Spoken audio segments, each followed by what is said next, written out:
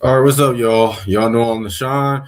Prime Minister ain't shit, and we about to get into the rebuking service of this weirdo Corey Holcomb. Yeah, his we're gonna react to his PDF files. It get worse, y'all. It haven't been a good week for Corey Holcomb. People was dragging him left and right. People been exposing him left and right.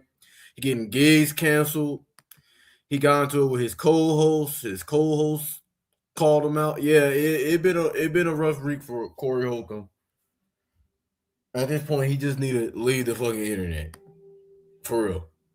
But yeah, it's gonna be a long ass live stream. So also like, share, subscribe, and also feel free to donate to my Cash App. Showing down below, got any queries, suggestions, my email showing down below. All right.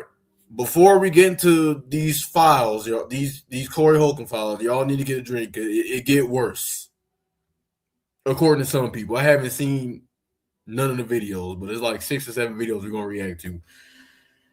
Oh boy! All right, let's get into this bullshit, y'all. What's up, H Mom?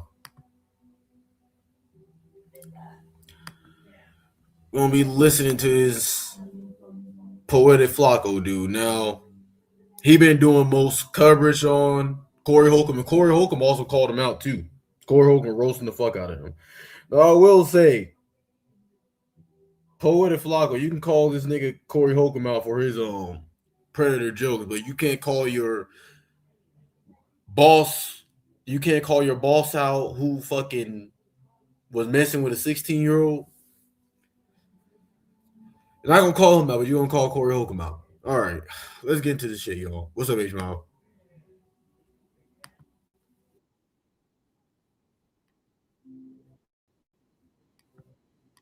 Oh, hold on, y'all. Let me show the screen.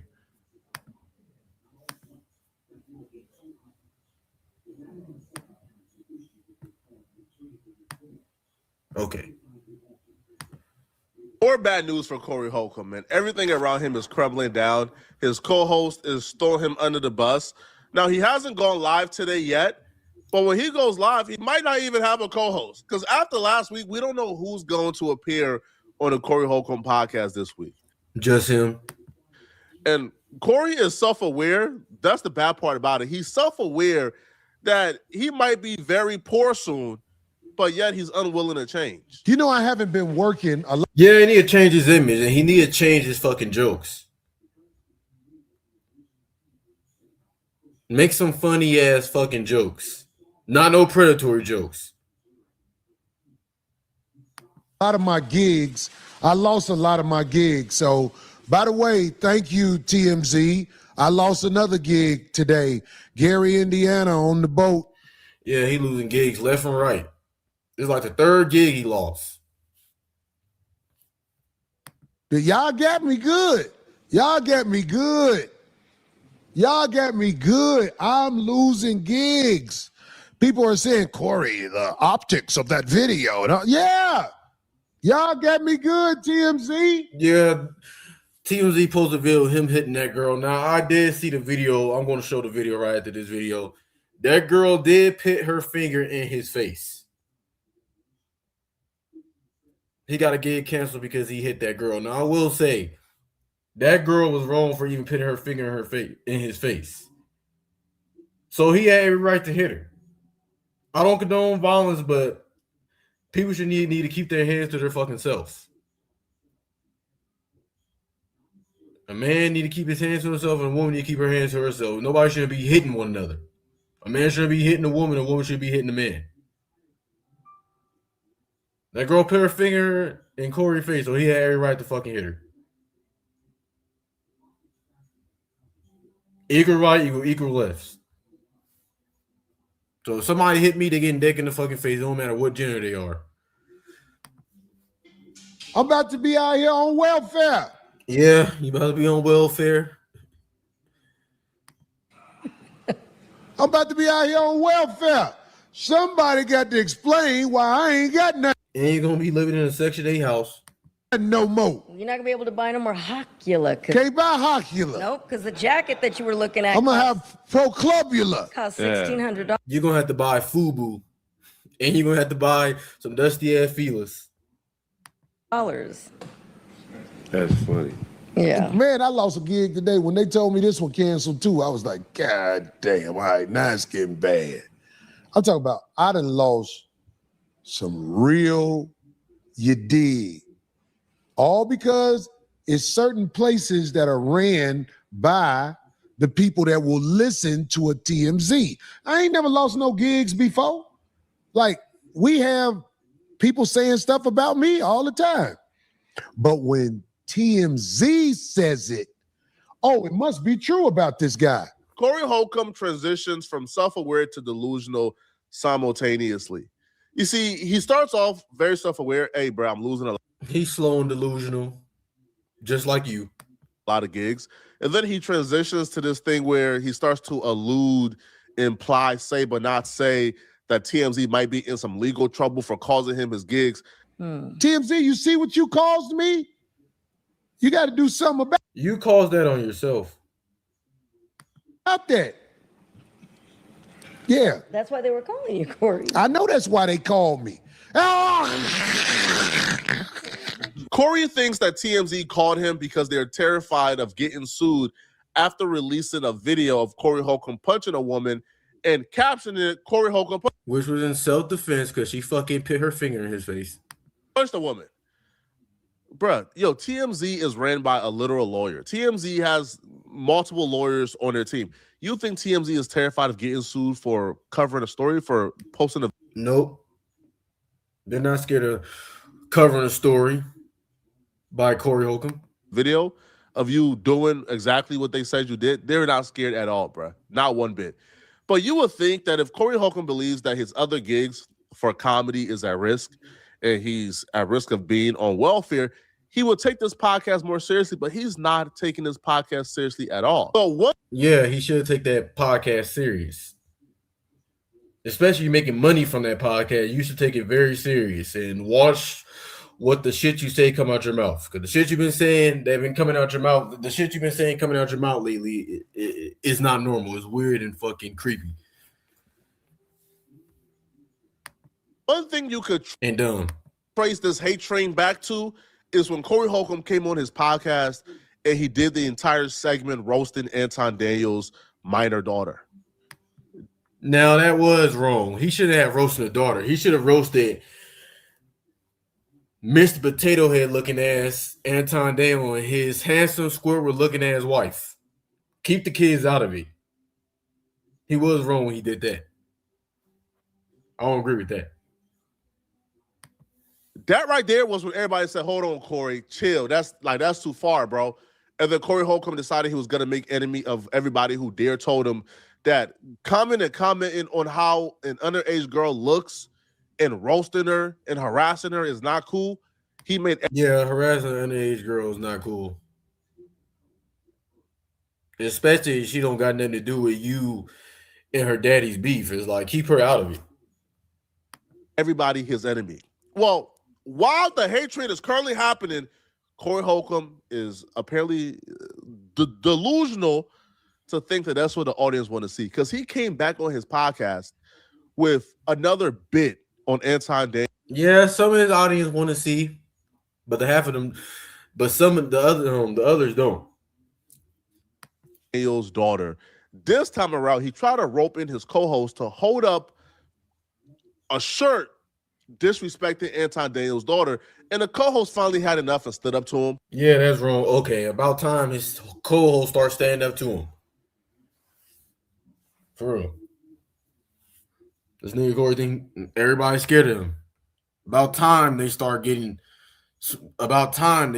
fucking tough and haven't got them common sense. Of our 5150 members, when you pop up on the chat, it shows you're a member.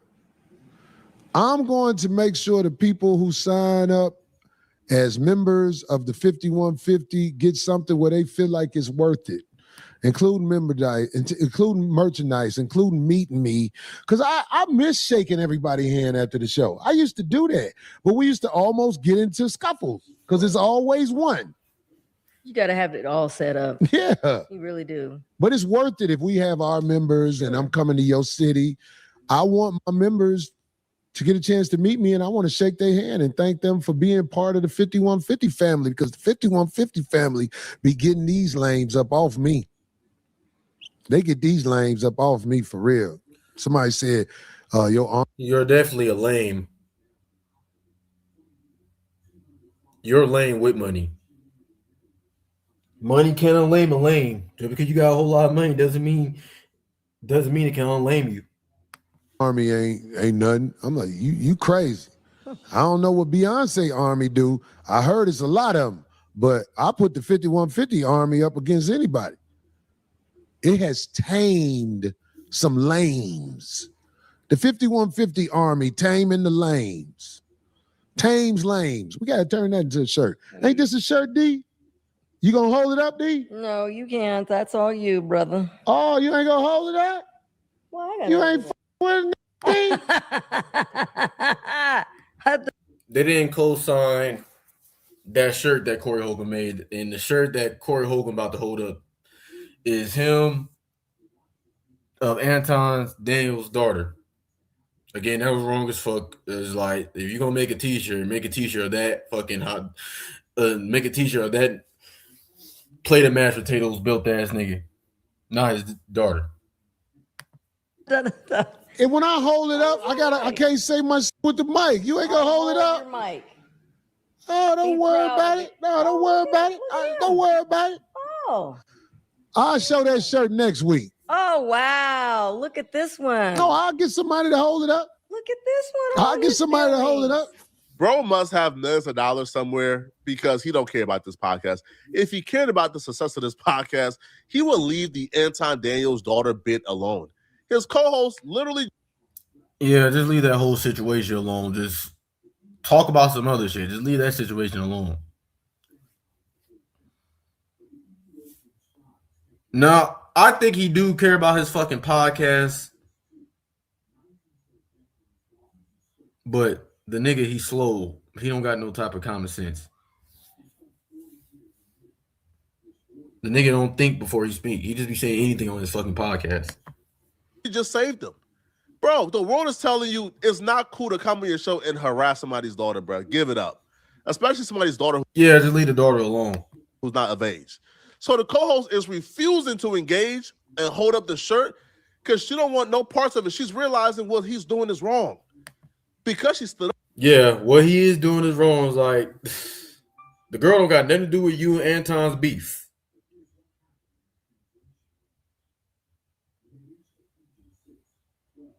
Like, you're doing lame shit at this point. And good thing his co-host got common sense and not do the same shit he doing. Up for herself, and I'll say damn near saved him because if he would have done that, What's up, Tori? it would have been even more blowback. He responded back by letting her know, oh, he's going to replace her. By threatening to replace her live on the show in front of everybody.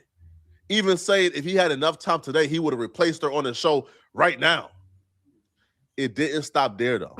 So after Corey Holcomb said that, they went for a brief hiatus, kicked her off the show, and then he came back and called her all type of B's. Okay, he wrong for that. Just because your co-host didn't want to fucking follow your instructions and hold a t-shirt, Anton Daniels' daughter. Yeah, you out of pocket for that. It's like, come on now, you gonna fire your co-host for really? And then you gonna call out her fucking name? Wow. In the name of a freestyle. Thanks, Tori. I appreciate it. Look at this. I'm finishing it. Look What time is it? We ain't got enough And time. look what I was doing. If we had enough time, I'll get somebody to come hold it up right now. Look how he's doing. But you see what I was just doing right now? Oh, it's all Okay. good. Don't matter. I'll he get just- somebody to hold it up. Here we go. Motherfuckers want a piece of you that they like, but they don't want the whole Wow. thing. Did I just not say? I'll get somebody to hold this shirt up next week. Don't hold it up at all. Come on now. Watch. That girl didn't do shit to you. You shouldn't be fucking roasting her. You know what? Somebody just said something earlier that it might be. You're right. You right. Might be. Might be. I Might don't need be. nobody to do shit for me. I'll see- get somebody oh else my to do God. it. As everybody who I deal with like that. Wow. If you won't do it, okay, I'll get somebody else to do it. I'm over here trying to input the things because I had to go. You don't even know what I went through to even get that. Yeah, So, I bet. okay. Don't worry about Wow. it. Somebody else will hold it up It's next not week. even- See how you can't even. Wow. I was okay. I guess not. Don't do I guess whatever. not. God damn it, somebody be doing that. Yeah, him and Darlene getting into it. He got mad because Darlene didn't want to hold the shirt up. I guess not. It don't stop. There we go. Wow. I'm just getting it to you. Hold on. Wow. I was okay. I guess not. Don't do I guess whatever. not. God damn it, somebody be doing that. I guess not. It don't stop. There we go. Wow. Now that word was blurted out, but he called her a bitch, which is wrong. It's like you calling her a bitch because she didn't want to fucking hold up a shirt. You told her to. It's her fucking choice. She don't want if she don't want to hold it. She don't want to hold it. You can't force somebody to fucking hold up a shirt. You can't force somebody to do anything.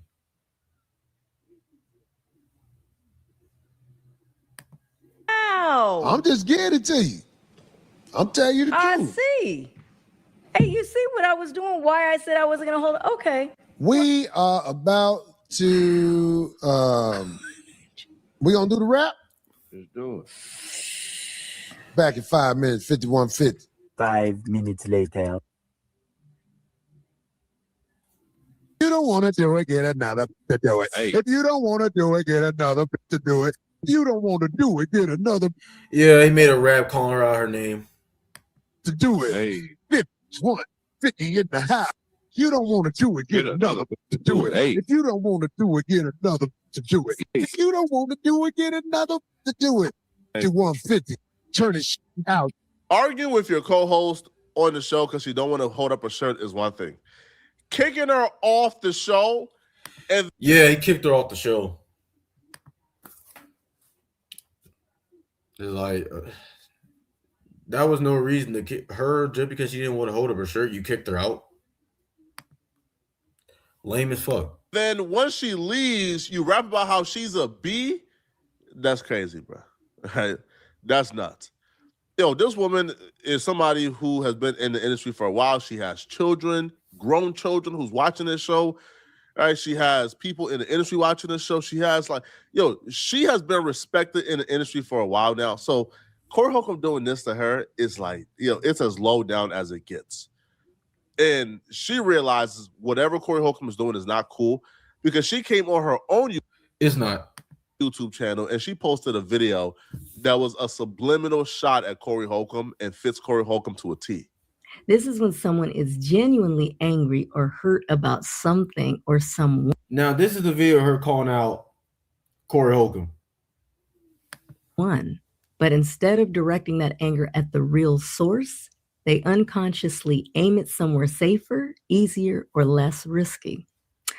For example, right? Someone might feel powerless, rejected, or disrespected by a boss or coworker, a partner, children, or even life itself. But they don't feel safe expressing that anger there. So it leaks out all over the place toward loved ones, strangers, or even themselves. The anger is real, the pain is real, but the direction is off.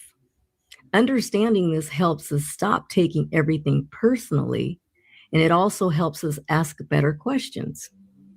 Like, what is this really about? Or what might be underneath this reaction? It doesn't excuse harmful behavior, but it does explain it. And that awareness gives us more emotional clarity, healthier boundaries, and a lot more compassion for ourselves and others. Here's what it often looks like. Snapping at a loved one after a bad day with the boss or work. Yeah, he did disrespect you. He did. He was wrong as fuck for calling you out your name. Being irritated at strangers when you're actually grieving, you're hurt or scared. Did you send this to Corey in a group chat? It feels like this is directed at Corey. And she's 100% right. Yo, Corey. It is directed at him. Corey Holcomb is snapping on her because it makes Corey Holcomb feels good. Right now, things in Corey. True. But it's like you're taking your anger out on the wrong person, for real. You need to be, Corey Holcomb need to be taking his anger out on Anton. Oh, and Corey Holcomb, he took his anger out on you. I seen that video a few minutes ago. You're going to react to that too. Corey Holcomb roasting the fuck out of him. Corey Holcomb's life is spiraling, is getting out of control. So Corey Holcomb wants to retain some level of power, right? He wants to feel like he's in control somewhere because everywhere. Yeah, he's trying to control everybody he's trying to control everybody on his goddamn show. No, life don't fucking work like that. You can't control everybody. Everywhere else outside of that studio, Corey Holcomb is not in control. His life is spiraling out of control. So he snaps on her because he couldn't control her. Controlling her makes him feel good. So when she says, nah, I'm not doing that, Corey. No, bro. Yo, bro, I'm a woman, Corey. The last time you did it, I kind of laughed awkwardly and went along with it, but everybody roasted me for it. I'm not going to keep doing this. I'm not going to bring harm and harass that young woman anymore. And that made Corey Holcomb pissed off. I mean, he couldn't get mad at her saying that.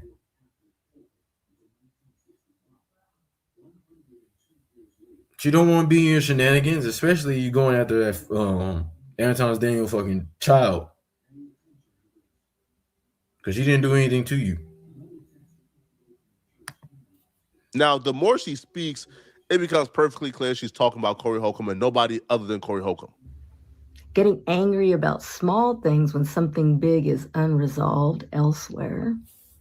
Or criticizing others for traits that actually mirror our own pain or insecurity. We're all carrying more than people realize, and most of us are doing the best we can with what we were taught or not taught, right? A little awareness goes a long way. So be gentle with yourself and mindful with others. When someone is consistently dissatisfied about things like cleanliness, routines, or not getting their way, the issue usually isn't the surface complaint. Yeah, when Corey Hogan don't get his way, he disrespect and cuss people out. What's often underneath Yeah, she's definitely talking about Corey right here. is a need for control when they feel powerless somewhere else, chronic frustration, resentment, or entitlement, anxiety that shows up as rigidity, emotional immaturity or poor coping skills, True. He's very immature. a belief that their discomfort is other people's responsibility. So instead of managing their own feelings, they offload them onto people around them. Now, here's why understanding it matters. Because when you recognize displaced anger, you stop taking things personally that aren't actually about you. You can pause and ask, what is this really about? If you can't control your own feelings, you need to go to fucking therapy. You gain more compassion for yourself. Yeah, the stream working good, Tori. I'm gonna drop the link in like in 30 minutes. And for others without excusing harmful behavior. So if this message helped you understand someone else better, great. If it helped you understand yourself better, even greater. See what you're trying to do there, but that didn't help me understand Corey Holcomb better. What Corey Holcomb is doing is inexplicable. All right, there's nothing. Corey Hogan doing way too fucking much. And your boss, that cuck ass nigga Adam 22 is doing way too much too. He's a weirdo too. He let other men fuck his wife, all type of shit. But you won't make a video about him. Thing that Corey Holcomb is doing that's normal, that can be studied. Yo, Corey Holcomb. I think Corey Holcomb, he's just fucking slow. Like, he don't think before he speak. He just be saying dumb shit. Explain why he said them weird ass, creepy ass fucking jokes. Yeah, he just don't got a brain. Holcomb right now is unhinged, getting upset, berating, and throwing your co-host off the podcast because they wouldn't hold up a shirt, harassing somebody's daughter is crazy. What Corey Holcomb has said about young women is crazy. So no. Yeah, it's wild, but bro, if y'all don't know about this Poetik Flakko character, he harassed people family too. It's like you talking about Corey Holcomb harassing people family. I forgot to even say that when he kept saying that. Bro, y'all, this dude, he harassed people. This dude harassed people, harassed men. He doxed people. He also scammed people. He scammed a few people. He scammed a few of his fucking fans out of $100. He do the same shit. You saying the same shit, Corey? I'm pretty sure Corey Hogan ain't stalking her. He is harassing her daughter, but I keep fucking making videos about her. It's like she didn't do shit to you. But bro, look at yourself. You're just look his name up. He's connected with Umar Johnson. He connected with Umar Johnson. This dude harasses people, break up people's relationships, all type of shit.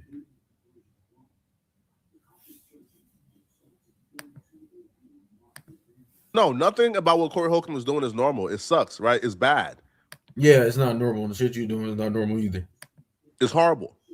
But y'all let me know in the comment section, what do you guys think about this? All right. Are you guys, I guess, on Corey Holcomb's side of things? Should she have Hell no held up the shirt? Or do you guys believe Corey Holcomb was wrong? Let me know, okay? And if you're still watching, he was wrong. He shouldn't disrespect his co-host, and he shouldn't be disrespecting Anton's Daniel daughter. This video and you want to watch another good video, then click on this video right here to find out how Corey Holcomb PDF allegations are horrible. I cover all the PDF allegations in this video. I'm gonna see you guys in this video, okay? And if you love my channel, please all right. Okay. Next video. Corey Holcomb just got humiliated and exposed. Oh, okay. I haven't seen this one, y'all. Really, really, really badly. Like, at this point, I don't know where Corey Holcomb goes from here, because every episode he does, he makes himself look even worse. And like most things, Corey Holcomb as of lately, Yeah, Corey Holcomb been going out sad. He been getting roasted left and right. Oh yeah, he also got into it with the lead attorney.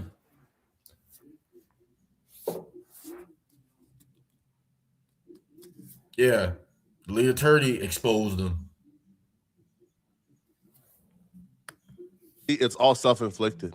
So Corey Holcomb, right, really put his foot in his mouth this time around, man. On his last podcast, last couple episodes, He been putting his foot in his mouth this whole weekend. I would say he been picking a fight with a literal lawyer called the lead attorney. And the crazy part about it, the attorney gave Corey a pass. He probably realized, man, Corey a little slow. Yeah, he's definitely fucking slow. He don't know what the fuck coming out of his mouth. I'm not giving him a pass, but yeah, the lead attorney right. He's slow. He's not that bright. You know, he's probably getting himself He's about sharp as a marble.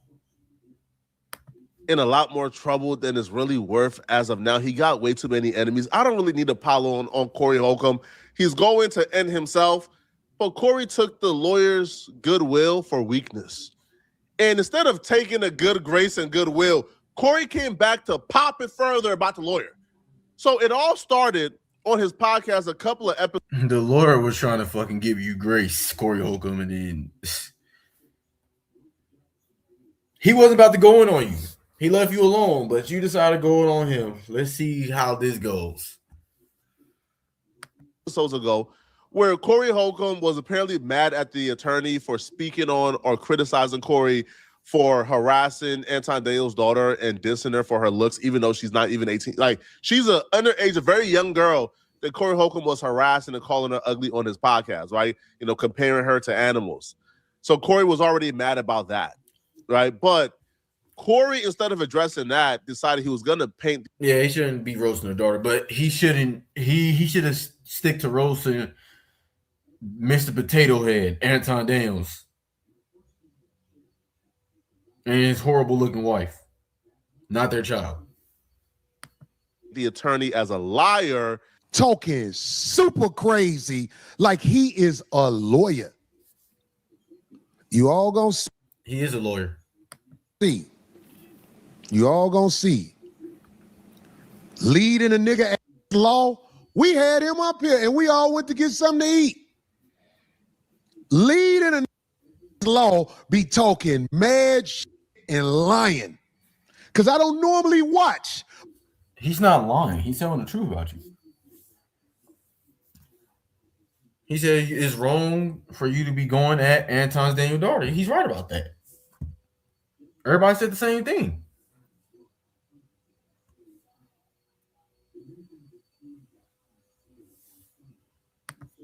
But I keep seeing stuff. So I'm like, let me see what this is.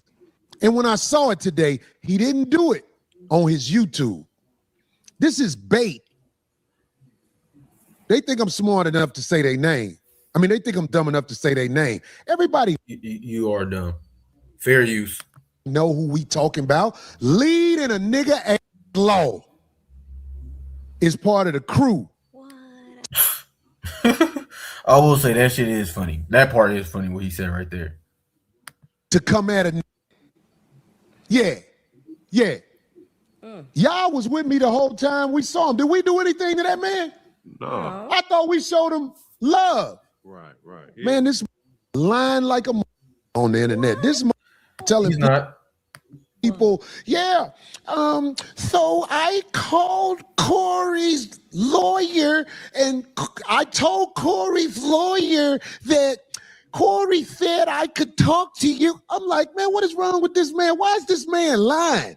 Corey and lead attorney were cool. They were friends before this. Like, lead attorney came and did Corey Holcomb's podcast. And because the lead attorney dared to criticize Corey Holcomb is now calling him, you know, homosexual, playing with his name, changing his name up to allude to him being homosexual because he criticized Corey Holcomb talking about another. Yeah, just because somebody criticizes you, Corey Holcomb, doesn't make them a homosexual. It doesn't.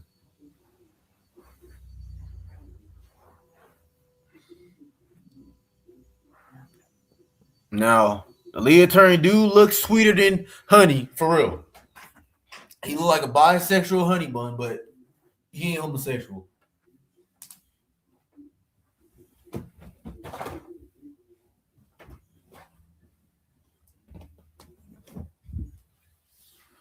All right, let's play some more, y'all. Man's daughter. Right now, the lead attorney didn't say that he called Corey. He says that Corey gave his lawyers permission to speak to him. Corey.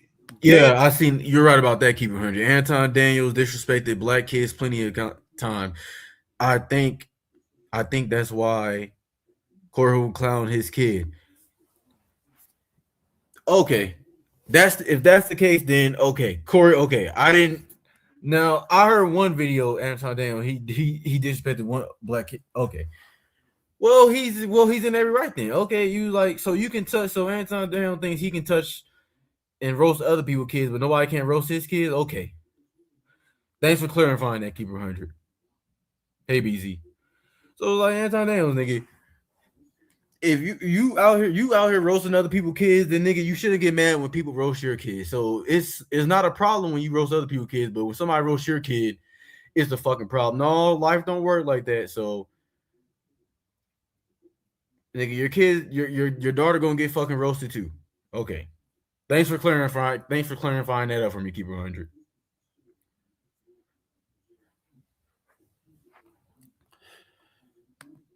Gave his attorney permission to speak to him. Now, the lead attorney heard this, he's seen this, but he didn't really react to this. He never really addressed it. He kind of just wanted to move on, right? Him and Corey Holcomb, I guess, had a relationship at some point. So if they not get along, or if Corey is mad at him, he don't really need to respond. They did get along at first, but when the lead attorney criticized Corey Holcomb, that's when Corey Holcomb started fucking with him. They don't fuck with each other no more. Respond back, right? So because the lead attorney didn't respond back to Corey Holcomb dissing him and playing with his name and being disrespectful, Corey Holcomb responded back again on the next podcast, calling him out for not responding. So when he responds, it's a problem. When he don't respond, it's a problem.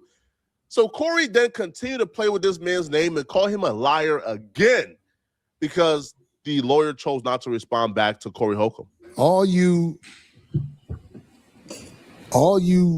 bloggers who think you can get rid of Corey Holcomb like that, I beg to differ. Like what you're doing, how you're riding the wave of mainstream media against Corey Holcomb because of envy, because you know what I'm saying? If I said it, it's the truth. I got to make an example out of this. I said something against this guy that came up to our show. His name. But the lead attorney didn't lie on you, and I watched the lead attorney I never heard the lead attorney tell a lie. I listen to him half the time. I think you're lying on him calling him a homosexual. I'm going to take the chance and say his name. His name was the lead attorney. I said something about him because I saw him say, oh, Corey said it's okay for me to talk to his lawyer. Now, ever since I said what I said about the lead attorney, I haven't seen him say anything back. And it is my opinion. The reason he didn't say anything back because I didn't lie on him. I did not give him permission to talk to my attorney about nothing. And he said I did. And I believe that well, if you didn't give him the permission to talk to your attorney, okay, then he's lying then. Then he's wrong for lying. If you didn't give him permission to talk to your attorney, he just talked to your attorney without your permission. That's wrong. He saw that and knows that to be true, which is why he isn't going all out his way to act like Corey Holcomb is not the man that he say he is. That's what I believe. I believe he has some type of moral strand inside of him that knows I wasn't lying on him. I didn't give nobody permission to do nothing. Corey could have let this go. You wasn't lying about that part, but you lying on his sexuality. You lied about that part. But Corey decided he didn't want to let it go. You came on 1 week and you called this man a liar and out of his name. because you were angry. And then you came back for a second week and called him a liar again. He took the kindness for weakness, right? So the attorney was now forced to respond back. And when he responded back, yeah, it's like after you responded the first time, Corey, you should have left the shit alone. Why are you talking about it on another episode? he exposed Corey Holcomb and his team, humiliated Corey Holcomb. Because either A, Corey Holcomb is a liar, or the lawyer that he presented and was crying to on his podcast is a liar. But either way, the liar is not the attorney, it's his team. So you're upset with me because I said on a live stream that you had given me permission to talk to your attorney, that you had cleared that interview. So we're going to see right now whether you cleared it or not. And let me say, I have been on YouTube for about 5 years, and I don't think I have ever done this. I have never gone back and showed receipts. I have never showed DMs because I haven't needed to. I'm not like some of these other YouTubers out here who just talk to talk. I take this very seriously. I take my reputation very seriously. And if you're up on your show calling me a liar, well, we're going to get to the bottom of it. Let me show you something right quick, Corey. Do you know who this Okay, look like gonna clear his name. Okay. gentleman is right here, Corey? This is your attorney. After your live stream where you and him talked about the Christina Payne situation, I hit him up. I said, hey, can you come on my channel? Can I interview you? Because I'll be honest with you, Corey, between me and you, I think you're getting a raw deal out of this Christina Payne situation. Should you have mushed her? No. Should she have touched you or whatever she did to you, hit you? No. Everybody should keep their hands to themselves. But I agree. Keep your hands to yourself.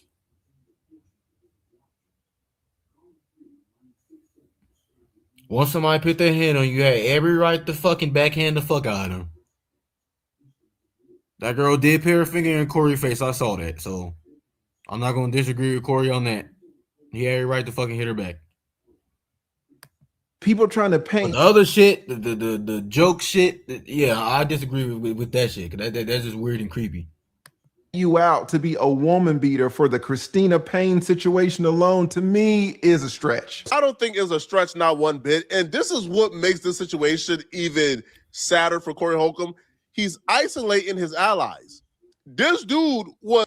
Do I think he did hit that girl, but that girl put her finger in his face. That's probably a one-time thing. I only see him hit one woman now. If he hitting on fucking multiple women and shit, yeah, okay, we can call him a woman beater, but he was right in that situation to me. People need to keep their hands to themselves. Somebody fucking touch you, you have every right to fucking hit him. Is literally one of Corey Holcomb's. BZ said he sounds crazy. His attorney is not his attorney personally, but his attorney for hire, and that's attorney-client privilege, right?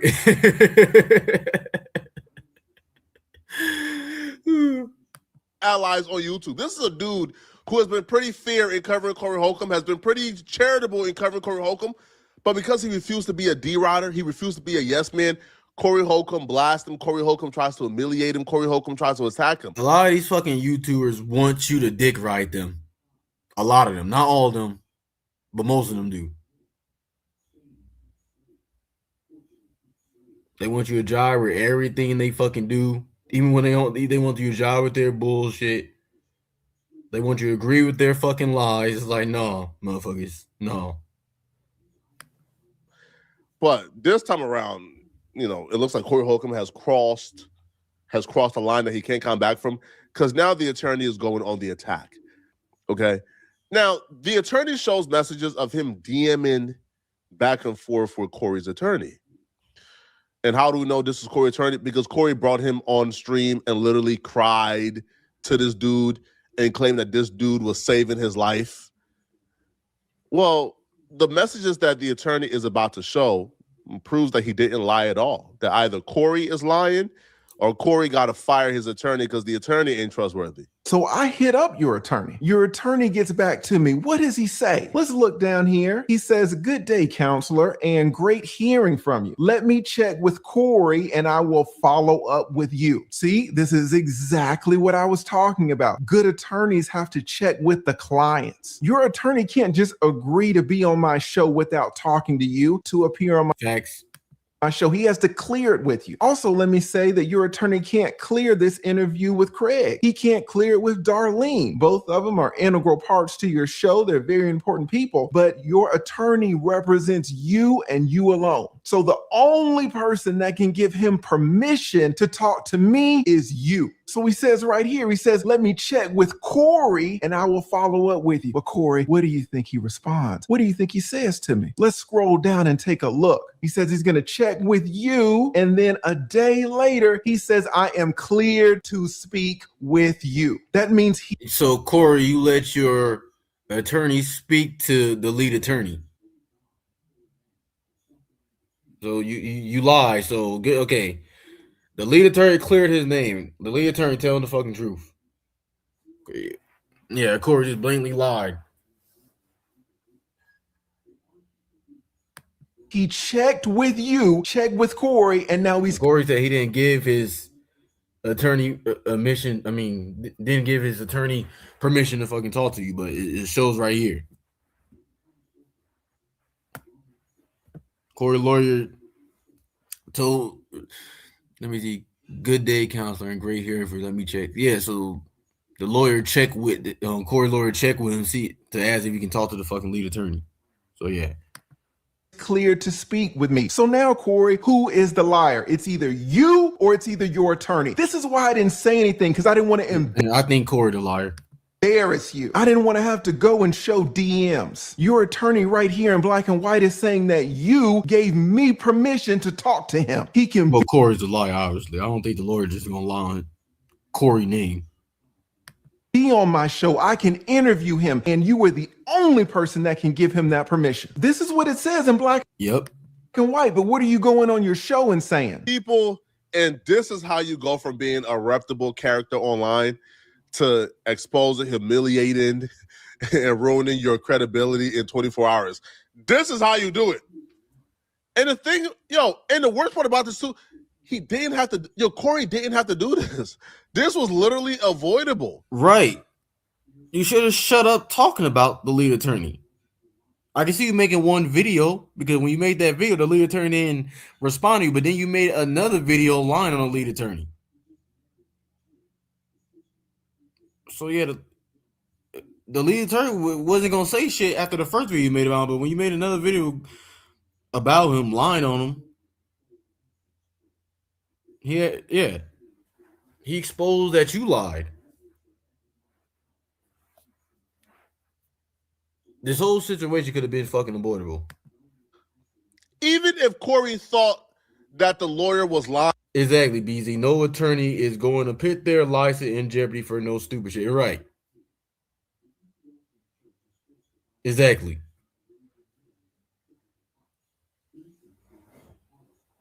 Attorneys are smart. Attorneys are smart. They know how to handle shit. Lying, right? Because his attorney never told him, and the attorney actually lied.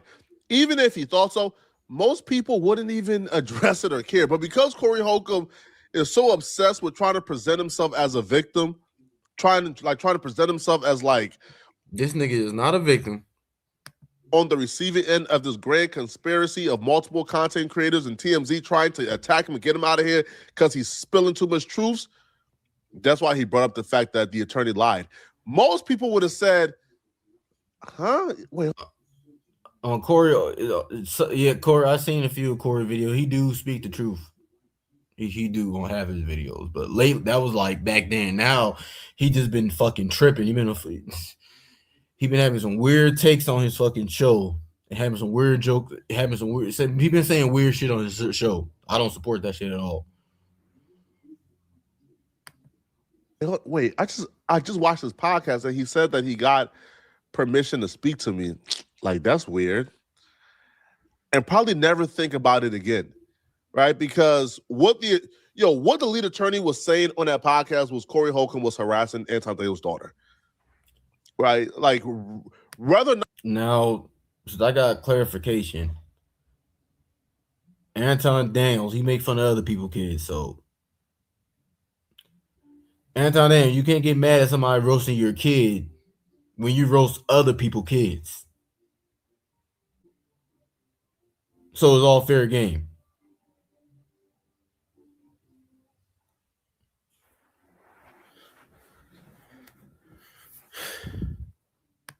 Not he spoke to your attorney or they speak to your attorney has nothing to do with the situation whatsoever.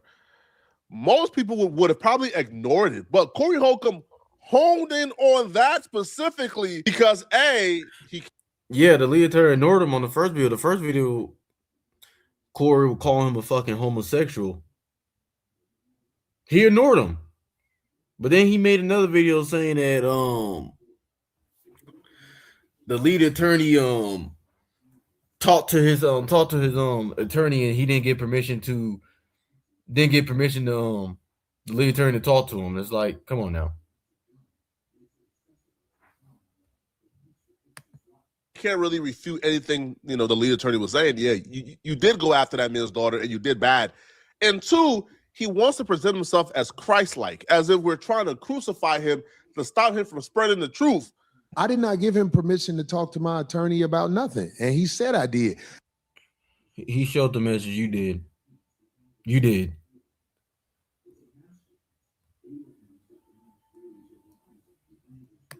And I believe he saw that and knows that to be true, which is why he isn't going all out his way to act like Corey Holcomb is not the man that he say he is. That's what I believe. I believe he has some type of moral strand inside of him that knows I wasn't lying on him. I didn't give nobody. You were lying on him. Come on now. Permission to do nothing. You didn't give nobody permission to do nothing? Is that what you did? What you just said? Here, the attorney. You gave your attorney permission to talk to the lead attorney. Come on now. You did. Attorney that you chose, the attorney that you brought on your show, the attorney that you were praising, the attorney that you were glad. Corey Holcomb had every right roasted Anton Daniel's daughter. Because Anton Daniel, you go at the other people's kids, it's like everybody, then anybody can go at your fucking kids. Fair game. And also, everybody hit the like, share, subscribe. Is saying something completely different. Your attorney is saying that he checked with you, Corey, and that he's clear to speak with me. And let me tell you, Corey, it doesn't stop there. Once he said that you had given him permission to speak with me, then we started organizing a date and time. If we scroll down here. Yeah, Corey, you gave your attorney permission to talk to the lead attorney. He's showing it right here. Now let's see what it said. This is what Corey attorney said. The earliest time we can record or prepare to record is Friday. Anytime after 7 p.m. Central Standard Time, anytime this week. And so he's giving the fucking time where he want to talk to the lead attorney. You can see that he says, your attorney, that the earliest time that we can record or prepare to record would be Friday. That Friday, anytime after 7 p.m. Central Standard Time. And anytime this weekend with evenings preferred. Oh yeah, we were getting a date and time, Corey, for an interview that supposedly you never gave permission for. An interview that you were saying that I was lying about, and an interview that caused you to be very disrespectful towards me. And guess what? Yeah, lying on his name, calling him a homosexual. Corey, it goes even further. Here, he gives me his law firm email address, and he gives me his cell phone number. Now, I, of course, have redacted it all out, but he gives me every way to communicate him to coordinate this interview. After he gives me his law firm address, Corey, I hit him up. I email him. What do I say? Let's check it out. Hold on, Lee. You cooking Corey too much. We now got to add bad discernment on Corey Holcomb's list of character flaws. Yeah, Corey Holcomb embarrassed himself. He getting fucking cooked by the attorney. Corey Holcomb brought this attorney in front of us, his attorney, and he said, this guy saved my life. I won't know what I'll be without here. I caught him crying in fear. He presented us like to this attorney as if this attorney right here was a savior, was a good guy, was Christ-like. Come to find out, the attorney is just somebody looking for clout who was running and jumping at the opportunity to get interviewed. Now, if what Corey Holcomb is saying, then the attorney lied. I caught him crying in fear. He presented us like to this attorney as if this attorney right here was a savior, was a good guy, was Christ-like. Come to find out, the attorney is just somebody looking for clout who was running. Oh, he's a dumbass attorney then. You're an attorney looking for fucking clout. Nigga, just do your fucking job. Why are you trying to do a fucking interview with a fucking YouTuber? Fuck is wrong with you? Jumping at the opportunity to get interviewed. Now, if what Corey Holcomb is saying, then the attorney lied about getting permission to do an interview, and he probably lied because he wanted the clout from it. So what's true, Corey? The attorney you presented to us as a savior is actually a clout chaser, and you got bad discernment, or you lied and you are the liar. What's true? This is the email that I sent to your attorney, Corey, and you will see that the heading for the email in the subject line is interview. I say, Derek, hope you're doing well. Just wanted to follow up. Thank you for being willing to being interviewed. As mentioned in my Instagram message, let me know what time on Friday, either the evening or the night, whatever works best for you. Also, if you can pass me along any publicly available filings, that will be great. For your convenience, I'm sending this from my email, so you'll have my contact information as well. Thanks again, Derek. I appreciate you taking the time, and I look forward to speaking with you tomorrow. So after I send him this email saying, hey, just tell me a date and time, he responds. What does he say? Here is his email in response to me. Now, again, you see the same subject line, interview. We also see the same date. This is Thursday. The interview is supposed to be the next day. Your attorney said he could be interviewed about this on Friday. I blacked out his email address, but you see my email address, you see his name right here and his little logo. Yeah, this ain't looking good for Corey. Yeah, and Corey, you did this shit to yourself.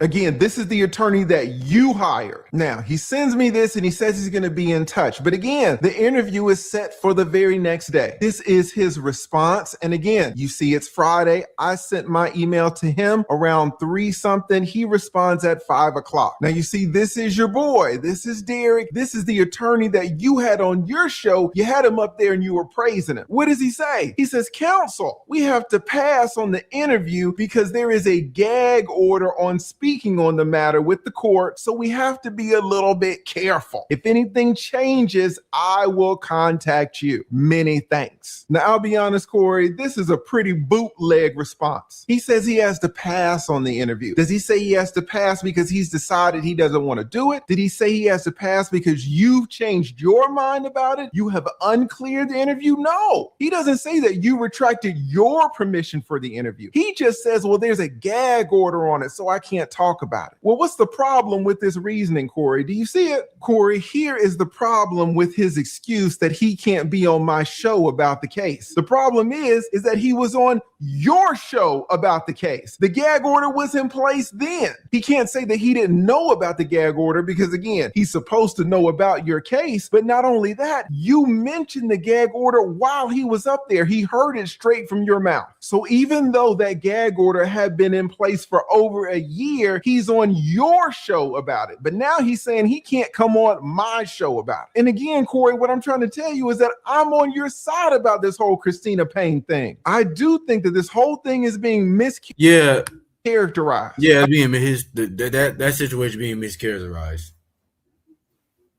That girl started going at him. She put her finger in his face, and then he hit her. So, yeah, I agree. I'm on Corey's side on that situation. Because that girl shouldn't even stick her finger in his fucking face. But yeah, Corey fucking attorney is a fucking clout chaser. What more do we need to see? Now, what we know for a fact, 100% fact, right now, based on everything that we saw, Corey and his team were lying. Right? Corey looks Corey and his lawyer was fucking lying. Dumb in this situation. But y'all let me know in the comment section, what do you guys think about this, man? All right. Do y'all believe that Corey Holcomb team was telling the truth? Was Corey Holcomb telling the truth? Or Corey and his team was lying. Do you guys believe the lead attorney? Let me know in the comment section, okay? And if you're still watching, Corey didn't get a new lawyer. But the lawyer he got ain't shit. And a fucking clout chaser. In this video, and you want to watch another good video. All right, won't speed past this shit.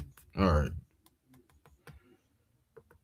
The Breakfast Club is so cooked. All right, hold on, y'all. Corey Holcomb just got humiliated and exposed really, really, really badly. Like, at this point, I don't know where Corey Holcomb. Okay, we already played that one. Let's go to the next one. Oh my god. It came to my attention that Corey Holcomb was dissing me on his podcast. Yeah, this is a video where Corey Holcomb was going in on Poetik Flakko. Said this title of the video: Corey Holcomb threatens me for exposing his PDF allegations. All right, let's see what they're gonna say. Making veil threats. Why y'all people who don't know what's happening talking? All right, you're gonna have to prove it. People do know your situation. There's some dude push up in you faggo. Before we get this video, Okay, you mean Poetik Flakko? Poetik Flakko is built like a UPS truck. that's his new nickname for me, which is predictable. If Corey Holcomb doesn't like you, he's going to lie about you or allude to you being homosexual. He got a page. Yeah, that was some women do. Whenever you're in an argument with a woman, she start calling you fucking gay. Not all women, but some of them. Push up in you faggo. You'll see. You can't call black men. I am so against. I don't care. Yeah, I'm against pedophiles too. Do I think you're an actual PDF file? No, but you make some but you got predatory behavior. You got predatory behavior.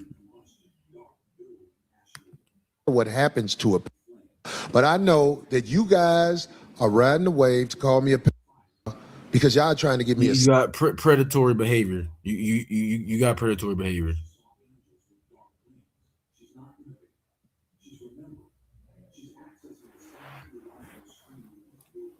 You're sexualizing fucking children.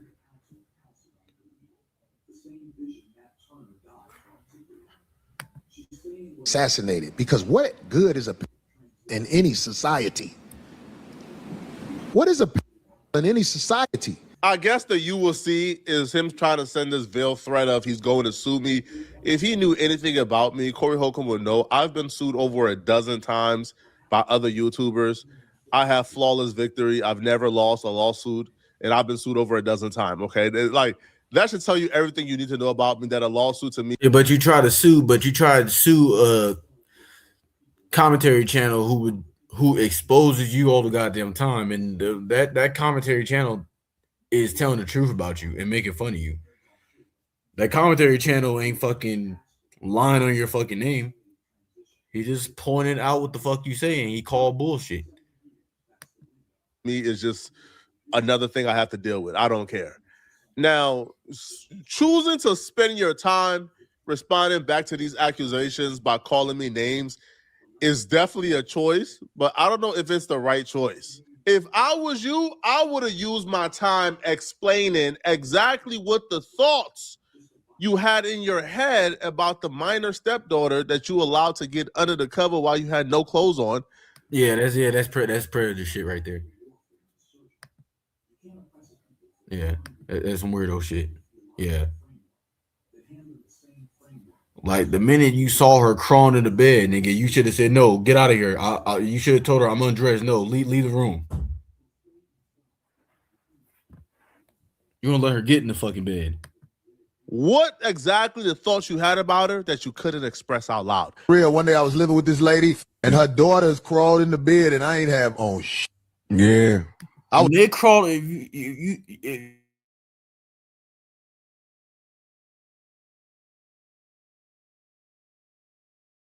To get out. You're undressed right now.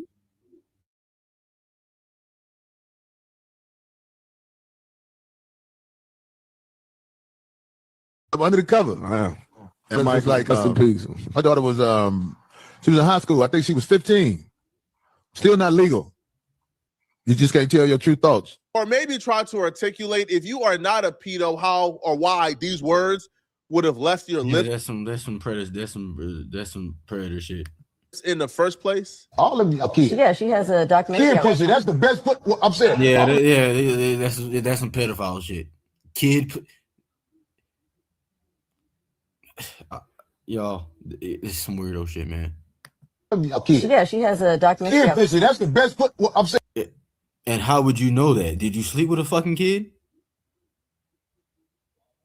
Now, I don't know if he did, but the way you act, how would you know that? Why would you even think about that? Why is that even coming out your fucking mouth? You shouldn't be thinking about that. And if you telling a joke, nigga, this is not a fucking joke. It's not.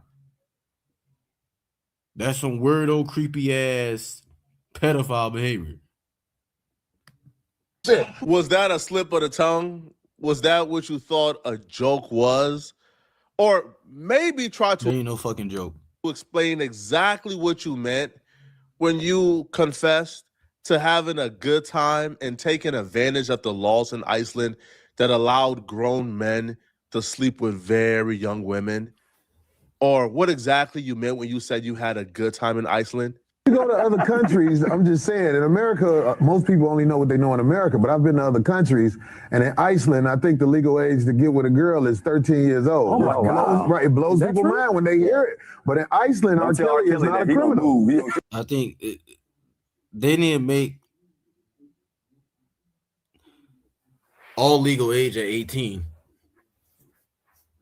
Legal consent, they need to make it all 18.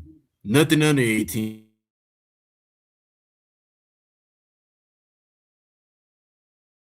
They need to have the legal all states and countries.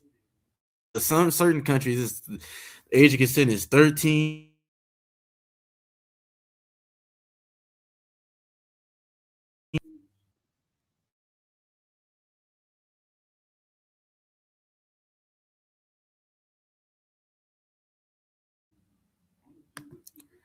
Yeah, whoever made the age of consent at 13 in Iceland need their ass fucking whooped, and their ass need to get fucking thrown in jail.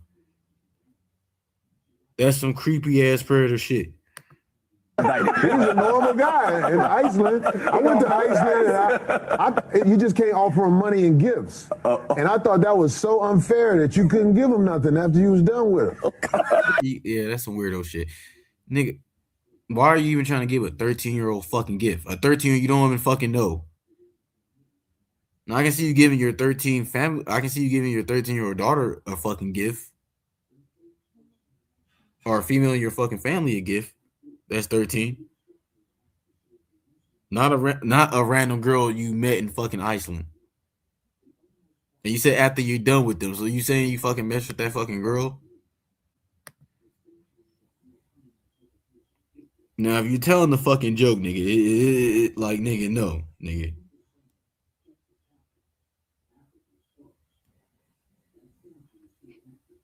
Sexualizing the fucking child ain't no fucking joke. This dude crazy. I'm not going to Iceland. So I assume you've been to So did you mess with her or not? It looked like you did. Iceland. You took advantage of the laws. Is that what you're saying? I had a great time in Iceland. I don't know, man. If I was you, I would have used that time that you used to call me names. I would have used it to explain exactly why a baby sucking on a bottle makes me think the baby is promiscuous. This past weekend, I saw this little girl. She had a Welch's grape juice bottle in her mouth. And she was about 5. She had the whole bottle as far as it'll go, just sucking on it, walking with her mama. Somebody said, get that out her mouth. When they took it out her mouth, that baby said,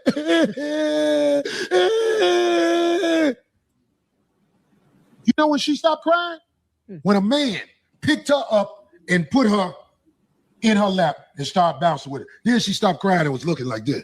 I said, that's a girl bouncing on a man's lap make her a whore? No. You shouldn't be calling no child no fucking whore. Child ain't no fucking whore.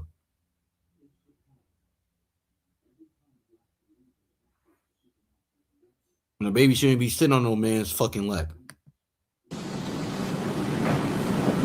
That's a little growing right there. I don't know, man. If those things were too risque to address, I mean, you could have started with maybe the first video that got you in this situation in the first place. Yeah, you don't have to be no 18. I think it was 13, maybe 14. Yeah. That's a grown. Did you almost say 13? That's a grown woman?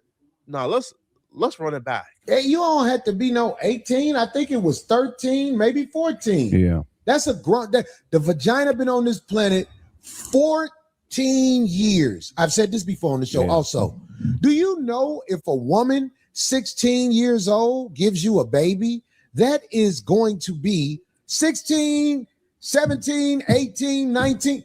That is going to be one of the healthiest babies possible. Hey, that's nasty. Sue, that's just a lie, but it'll be asking too much for me to ask you to use. Well, when he said 13 or 14-year-old, 13, he said 13 and 14 are grown. No, 13 and 14 grown. 18 is grown. Your time to actually explain why you chose to misrepresent and lie about that stat to fit whatever weird and creepy narrative you wanted to fit. But no, you chose to use your time to call me names, to say I have a BBL, and to talk about me being fat. Yeah, bro. BBL Flakko. Oh shit.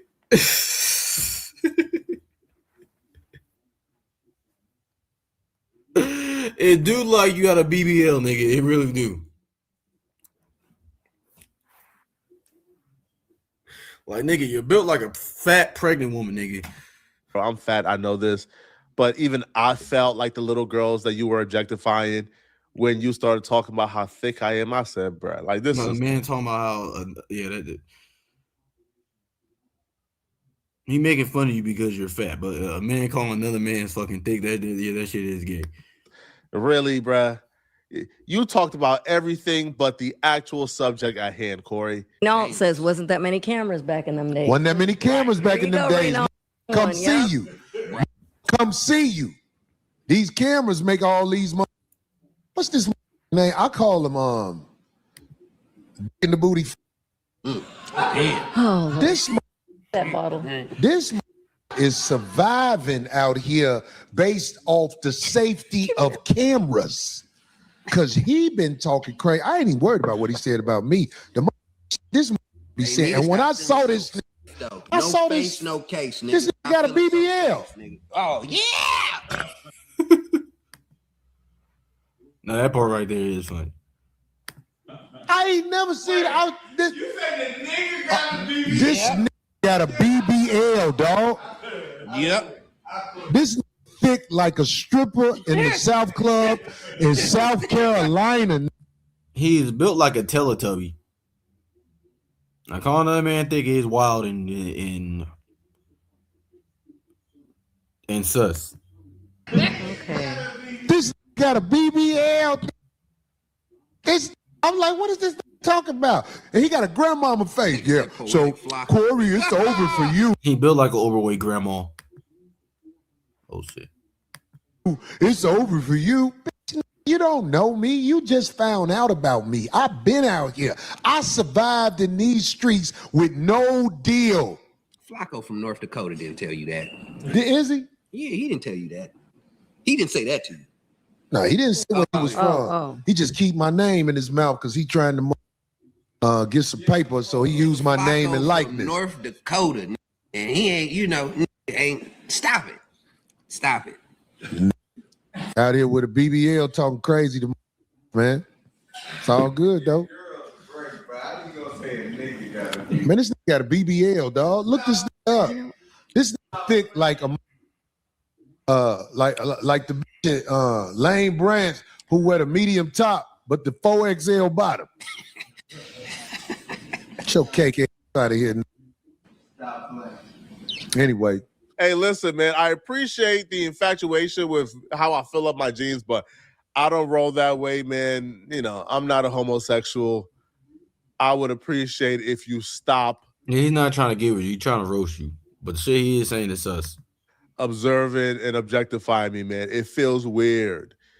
But, yeah, like, you see how far he went not to address what people tone in for. Like, if you go to the comment section, people are tuning in to hear him talk about these clips. then why he says such a thing in the name of quote unquote jokes when nothing I heard was a joke or nothing I heard was funny.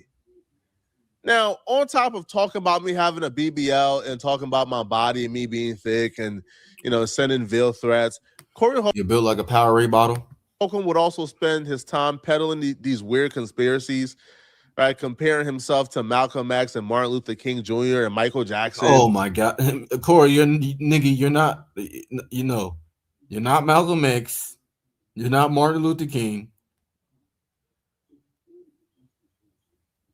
Now you do speak the truth on a lot of shit. I will say that. I seen he do speak the truth on some real life things. He do. I will say that. But lately, now I don't know what the fuck got into him with this weirdo shit he's been saying. I disagree with that shit. I disagree with that 100%. But he do speak facts. And claiming that I and TMZ were trying to get him assassinated. I don't walk around living in these motherfuckers. TMZ and this fat motherfucker right here is not trying to get you assassinated, nigga. Fear. But I fear for my life now because I see what has been said about me. And they are desperate to bring me down because the word has been thrown. Bro, you brought yourself down, nigga. If you wouldn't have said that fucking predator, pedophile shit, nobody wouldn't be going in on you. You said that shit. We heard all the sick shit you said, nigga.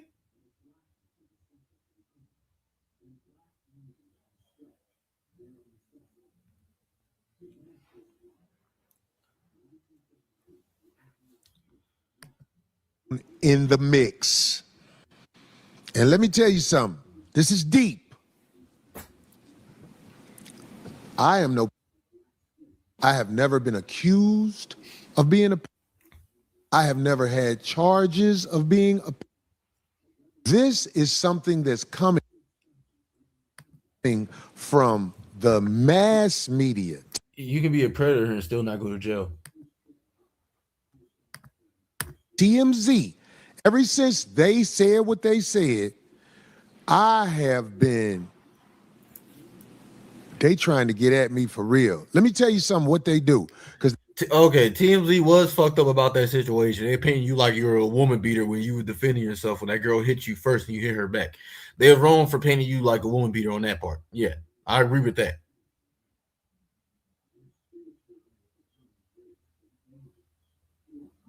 But these fucking PDF jokes you making, no, nigga.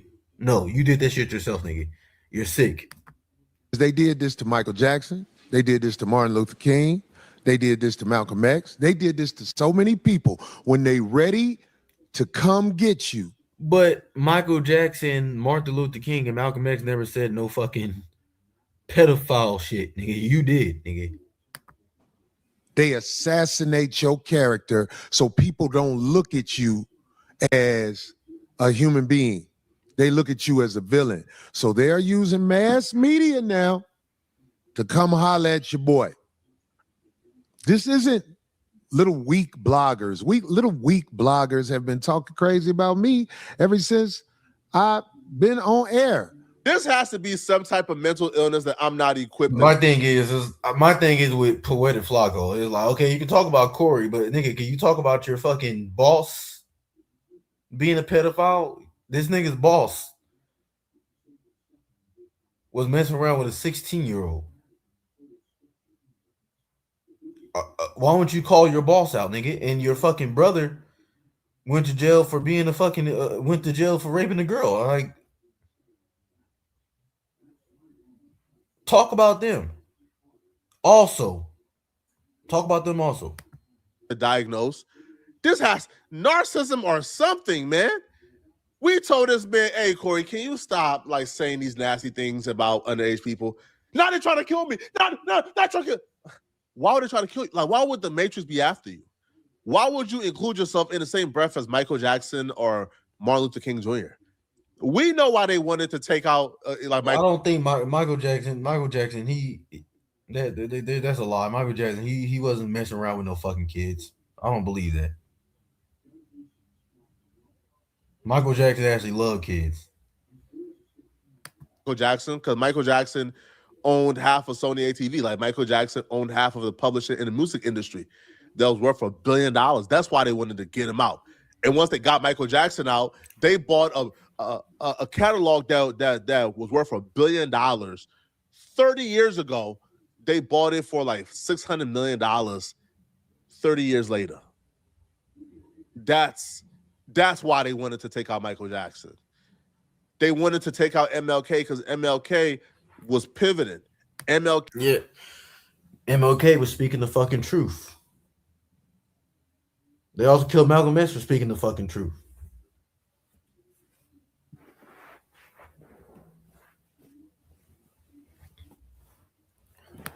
MLK got caught up to the con game. MLK was now preaching is rich versus poor, and the rich was not going to allow the poor to wake up and stop fighting among each other. What exactly is Corey Holcomb preaching? What exactly is Corey Holcomb like disturbing that's going to make the Matrix and the elite say, oh, yeah, we need to get out Corey Holcomb out of it. Bro, Corey Holcomb is a ninja with a mic and a podcast, bro. No, he speak the truth. Besides the joke shit, I heard him. He do talk real shit. I will say that. He talk about the problems in the black community. Talk about you should get married before you carry. You talk about world. He speak a lot of truth about world problems and how people should fix world problems. Yeah, he do speak the truth. I listened to him a few times. He do speak the truth. He do. But then again, this nigga's sick for that pedophile saying that shit. He's sick. He's sick in the fucking head. That's it. There ain't nothing Corey Holcomb is saying that has people attention. And when I say people, I meant those people. And when I say those, you're included too. You're just a nigga with a fucking mic in the podcast. Those people, you know what I mean when I say those. There's nothing Corey Holcomb is putting out here that's on them folks' radar, bruh. Corey Holcomb is an ignorant igga. That's it. He's ignorant. All right, Corey Holcomb relates to the bottom feeder of our community. That's Corey Holcomb's audience. Corey Holcomb ain't out here politically disturbing things that's gonna make people want to go after. What? No. You're not. You really. But first of all, you're African. It's like nigga, you're African speaking bad about the black community too. So nigga, you're no more different than Corey. Bro, TMZ reports on every celebrity. You think if TMZ had a video of, I don't know, man, naming somebody you think is a media dog. If TMZ had a video of Dwayne and Rock Johnson doing to that woman what you did, punching a woman outside of a comedy club. Again, they taking he was right in that situation. You think TMZ wouldn't post it? If them posting it, what? Like that would be them going after Dwayne Johnson? No. They'll just be TMZ being TMZ, reporting on exactly what they report on, which is celebrity news and brain rot.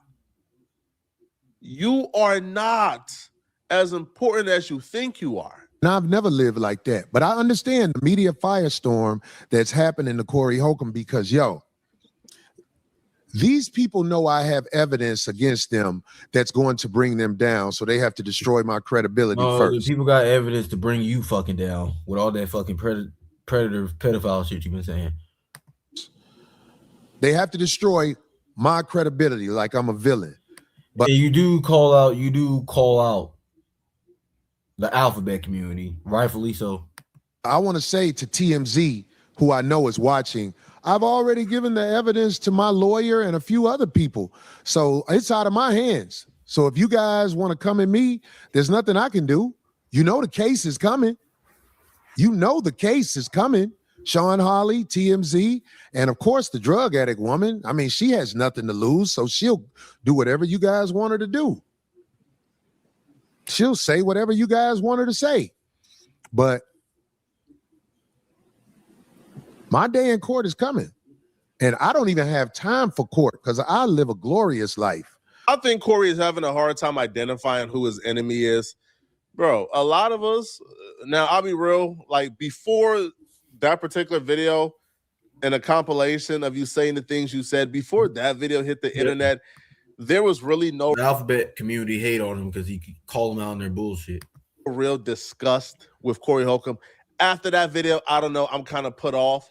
But before the video or before the evidence of the nasty things that Corey Holcomb says, a lot of people who was like reacting to Corey or even like be indulging or being invested in this Corey Holcomb saga, a lot of people were fans of the podcast. Now, after that audio drop and you refusing to address the audio and the clips and apologize for it and explain out certain things, it's going to be really hard for a lot of people to go back to being fans until you address what you address. Now, I never outright stated Corey Holcomb is a pedo, right? Because I was being charitable the first time I covered this. But after playing back what I played, bruh, that's the very definite. Yo, pedo is you being attracted or sexually attracted to adolescents. Corey Holcomb just says kid privates are the best privates. How would he know that if he never indulged? Yeah, he's sick as fuck. He's a weirdo. He's a sick fucking weirdo for saying that shit. Now, nigga, if you didn't mess with a fucking child, nigga,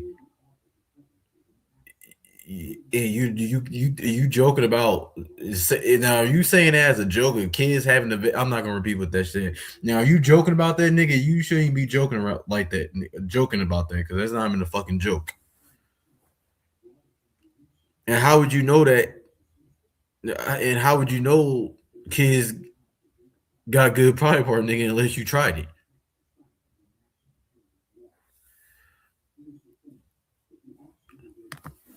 So I was being charitable the first time. And he took me being charitable as what? As a weakness? Bro, I don't know, man.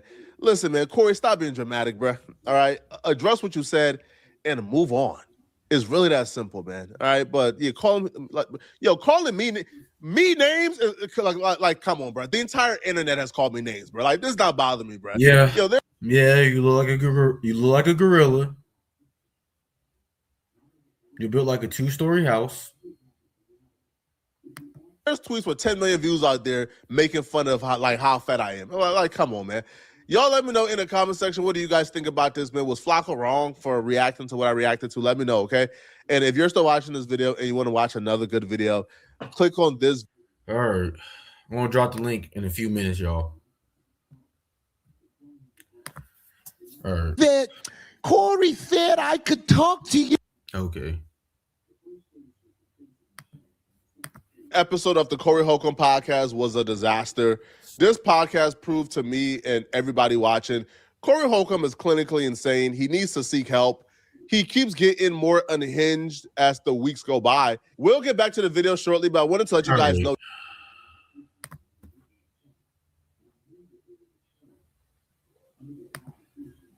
The link in my Tori, sick shit. Description and downloading the app and using code Flakko. Podcast has devolved. Nigga, download a weight loss app. It has devolved into a podcast in fair use. That's where Corey Holcomb comes and he talks about these aluminum helmets, conspiracies, and how he's at war and everybody is out to get him. I'm at war with major devils that are after my good reputation. I didn't even want to bring you in this you fucking up your own reputation, nigga.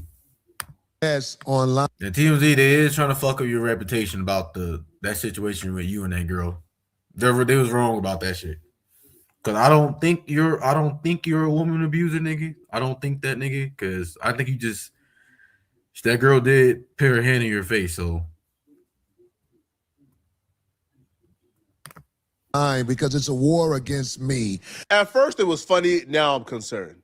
Corey Holcomb is too old to be this delusional. There's not a grand industry conspiracy against. Yeah, you're delusional too, but I just think the nigga is slower than frozen honey to me.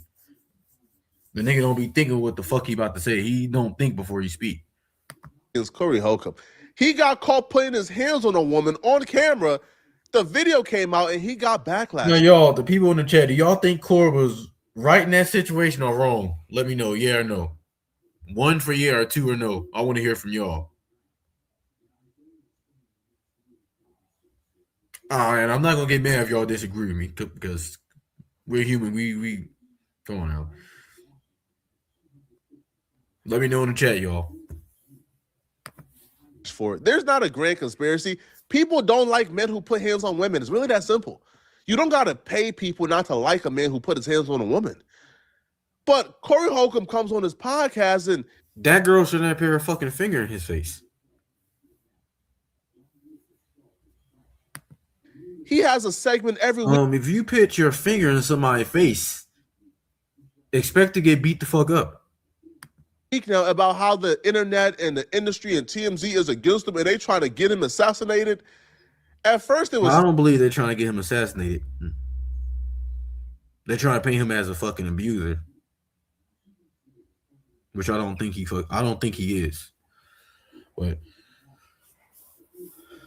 funny, now it's just damn right sad. Even his own audience is calling him out during the podcast for capping and lying and being delusional. Somebody saying, Cap, you ain't never been on this side of the spectrum. You don't get it, bro.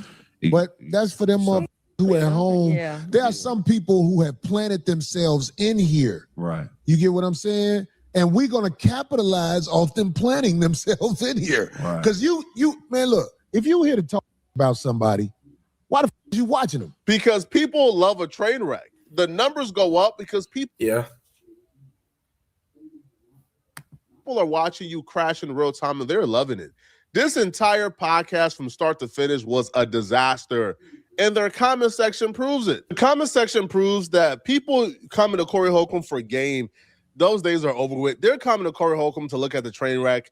One person says, being an idiot is one thing. Being an idiot with an idiot lawyer is crazy. A wise man once said the best way to get out of a hole is to stop digging. Corey, stop it. Corey and his attorney both look like they're related to Dr. Umar. You don't have yo, this nigga right here used to scam with Dr. Umar. This nigga's a scammer just like Dr. Umar. Dr. Umar finesse black single moms. Yeah, he used to be connected with. He basically a grifter. He used to do Dr. Umar dirty work for him, scam people out of fucking money, stalk and harass people. Yeah, this if y'all look this dude up. He's weird.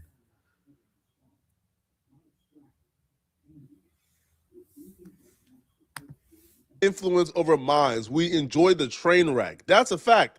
One person says this is exhausting. Exactly. To the person who said that Corey is going to keep digging until he says something he can't take back as a joke. Right. He put his foot in his own fucking mouth. Like, nigga, shut the fuck up, nigga. Like, this nigga, he is like, nigga, like, it's like, nigga, you keep putting your foot in your own fucking mouth. Like, nigga, just shut the fuck up. Smoke some weed, nigga. Weed will make you become calmer and chiller, nigga. Just have a blunt, nigga.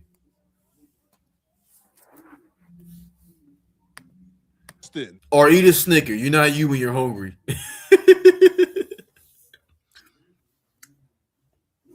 Yeah, this nigga look like some zesty charcoal. Corey's loose talk about BS is really over. Corey has severely passed the point of bowing out gracefully. Might as well torch the place.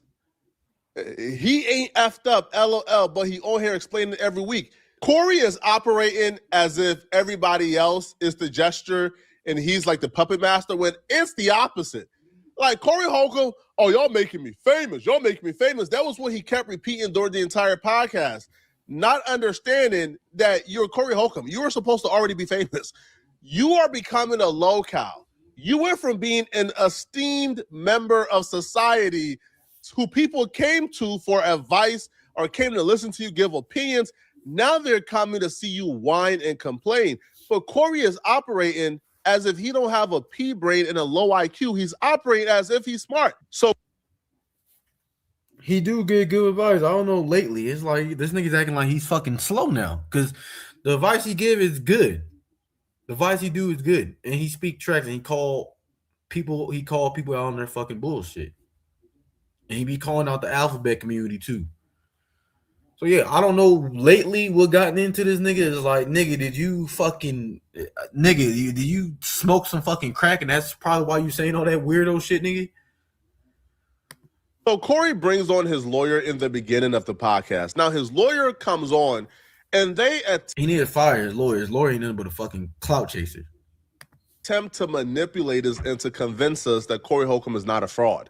So the lead attorney, who's another Corey Holcomb is just a slow motherfucker. And weird motherfucker. The content creator, he exposed Corey Holcomb for lying on him. The video of the lead attorney exposing Corey Holcomb did 285,000 views, which is why Corey Holcomb felt the need to do a hit piece on the lead attorney. Everybody know who we talking. No, the lead attorney cooked your ass, nigga. You can't come back from that. The lead attorney exposed you as a fucking liar. You're a liar, my nigga. You lied in that situation. About leading a nigga at law is part of the crew to come at a. Yeah. Y'all was with me the whole time we saw him. Did we do anything to that man? No. I thought we showed him love. Right. Yeah. Man, this lying like a on the internet. This telling people. No, you're lying, nigga. The lead attorney exposed you for being a liar. Yeah. So I called Corey's lawyer and I told Corey's lawyer that Corey said I could talk to you. I'm like, man, what is wrong with this man? Why is this man lying? No, you were lying. You were lying, nigga. I could talk to you. I'm like, Corey's lawyer that Corey said, and I told Corey's lawyer that Corey said I could talk to you. I'm like, man, what is wrong with this man? Why is this man lying? Your attorney represents you and you alone. So the only person that can give him permission to talk to me is you, Corey. You. So he says right here, he says, let me check with Corey and I will follow up with you. But Corey, what do you think he responds? What do you think he says to me? Let's scroll down and take a look. He says he's going to check with you. And then a day later, he says, I am cleared to speak with you. That means he checked. Is that, Corey, you gave your lawyer permission to talk to the lead attorney. Boom. Exactly. Who is Tyler Dirt 99? Ever since Corey and Zoe fell out, it has been a slow burning. Things are about to slow. Yeah, things about to fucking explode. Things changed after they fucking fell out. Checked with you, checked with Corey, and now he's cleared to speak with me. So now, Corey, who is the liar? It's either you or it's either your attorney. This is why I didn't say anything, because I didn't want to embarrass you. I didn't want to have to go. Both of them are some fucking liars.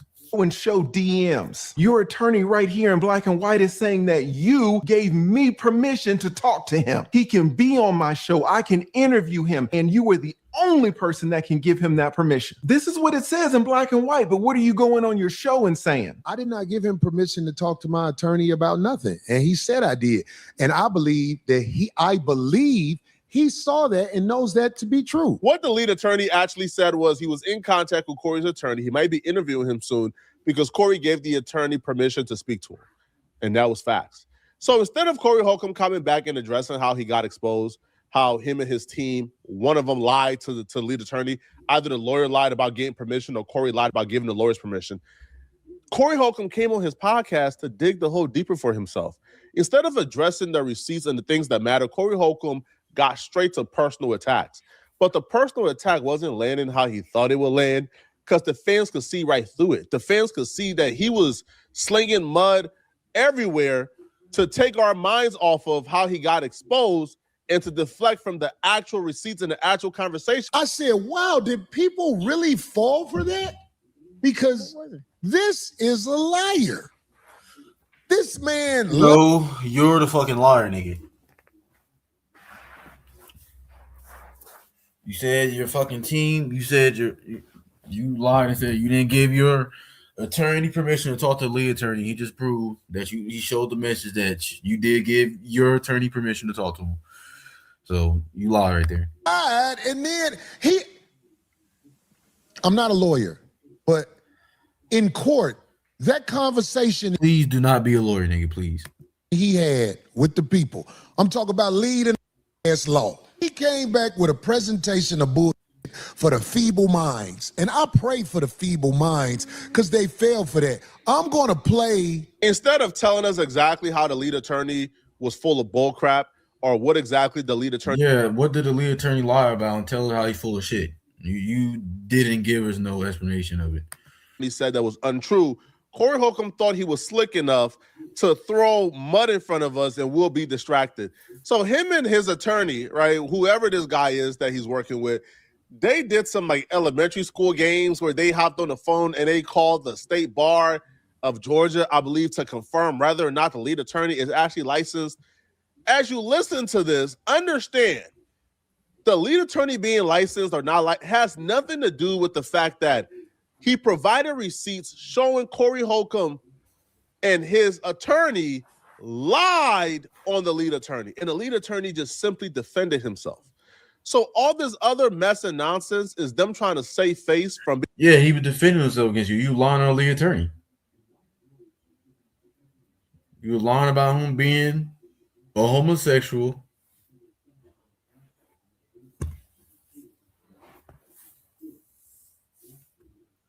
Being exposed as frauds. My attorney called about this situation just to check something as thorough people would do. This is just a small chunk of what we have found with this guy right here. This is a farce. But can you play that video when... Rachel speaking. Yes, Rachel. My name is Attorney Derek Dean. I'm an attorney licensed down here in Houston, Texas. And I wanted to refer one of my friends to a divorce attorney in Atlanta, but I wanted to check his membership status first. Okay, what's the name? His name is Jameson, Jameson, Corey with a C, and last name Campbell, Campbell.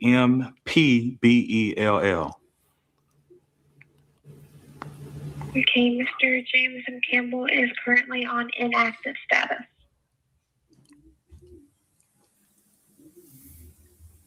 Y'all heard that? First of all, most of you mother didn't even know his mother's name, and you believed in this mother. This won your heart with a nickname. I have to reiterate, Corey Holcomb is 60 years old. What type of games are you playing? Who cares if he's licensed or not? That has nothing to do with... Yeah, Corey, you 60 years old acting like a fucking teenager. Act your age, nigga. Y'all's situation. You got exposed because you lied on the lead attorney. He came back with receipts. And instead of you addressing the receipts he provided on how your attorney told him that you gave the attorney permission to speak to him, you decided you was gonna, do these like elementary school tactics. So he brings on his lawyers and they start to gossip like elementary school girls about, oh, we pulled up to his place and his place was in the ghetto. Like, it was like, bro, this is, and he's doing this thinking he cooking, but he gossiping like hoes. The whole time he's and also to like, share, subscribe, people. Fair use. Entire chat is just roasting him, destroying him. See, the thing is that when he reached out to me, I was a little hesitant because his email, or within his email, signature. Nigga, you wanted to do an interview with him. You wanted to get clout.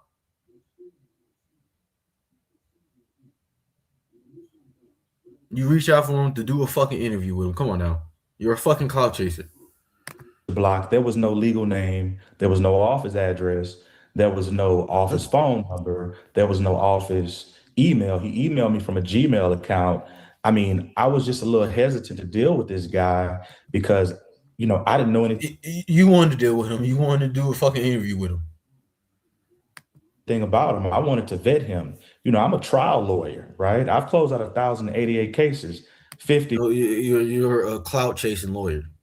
Appeals. My cases have been in law books as binding authority. So I don't just go on popularity. I want to look into this guy, vet him, and check him out. And I was hesitant from the beginning, but with him being an African-American lawyer. No, you weren't. I'm seeing he has a big following. I'm like, this guy is legit. But because he lacked so many things, I was No, he don't like too many things. The lawyer actually, the league attorney actually got common sense, and he know what the fuck he talking about. And he know how to handle business. You want to do a fucking interview with him so you can get fucking subscribers. Cause you know if he got a big ass following, you would think, oh, if I collab with the lead attorney, most of his followers gonna follow me. That's what you was thinking, nigga. very hesitant.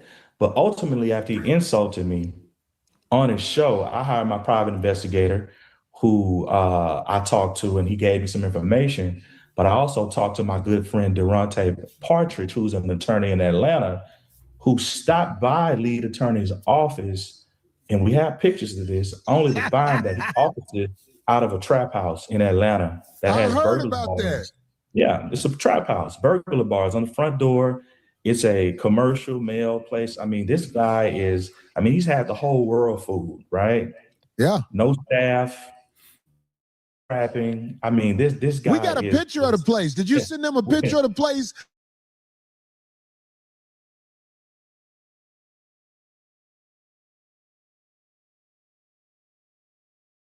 Gossip. Corey Holcomb told this man to get the pictures, and yeah, it's like, come on now. Tell us how to lead. Come on now. Gossip like fucking hoes. Look at this man's face right now, bro. This man is beyond ecstatic. Corey Holcomb told that man, "Hey, yo, you got the pictures?" Of course, I got the pictures. Of course, Corey. I'm sending to you, Corey. Like, sir, if my attorney is that ecstatic to be seen, I'm good, bro. They did all of this, did this roundabout way, deflected for 30 plus minutes, just to circle back around to admit that the lead attorney was actually telling the truth. That Corey's attorney did tell the lead attorney that he was all clear to speak to him after saying he was going to ask Corey for permission. Yeah, Corey and his team ain't nothing but some fucking liars. So he could be in the clear to speak to him. You remember the part where you said, I'm clear to talk? I'm sure you were telling him, yeah, I'm clear to talk. Right. What about it? I will break that entire story down. So when he reached out to me, I said, hey, I need to speak to Corey first to see if I'm clear to speak about this. I ultimately learned that he had been on your show. You talked to him. You guys were good friends. I'm like, oh, okay. And he's telling me that, hey, I want to support Corey. Oh, I'm clear for that. You're a good guy. You've been on the show, et cetera, et cetera. Corey's a very busy man. I'm a very busy man. You have to go through the ranks to get to Corey sometimes. So no, Corey did not clear me to talk to him. But at the same time, this guy's saying that he's a friendly guy. And Corey did clear for you to fucking talk to him. What are you talking about? You told him before you can talk to the fucking lead attorney. Before you can talk, you told the lead attorney before you can fucking talk to him. You have to get permission. Let me read. Hold on. I want to get this shit right. Hold on, y'all.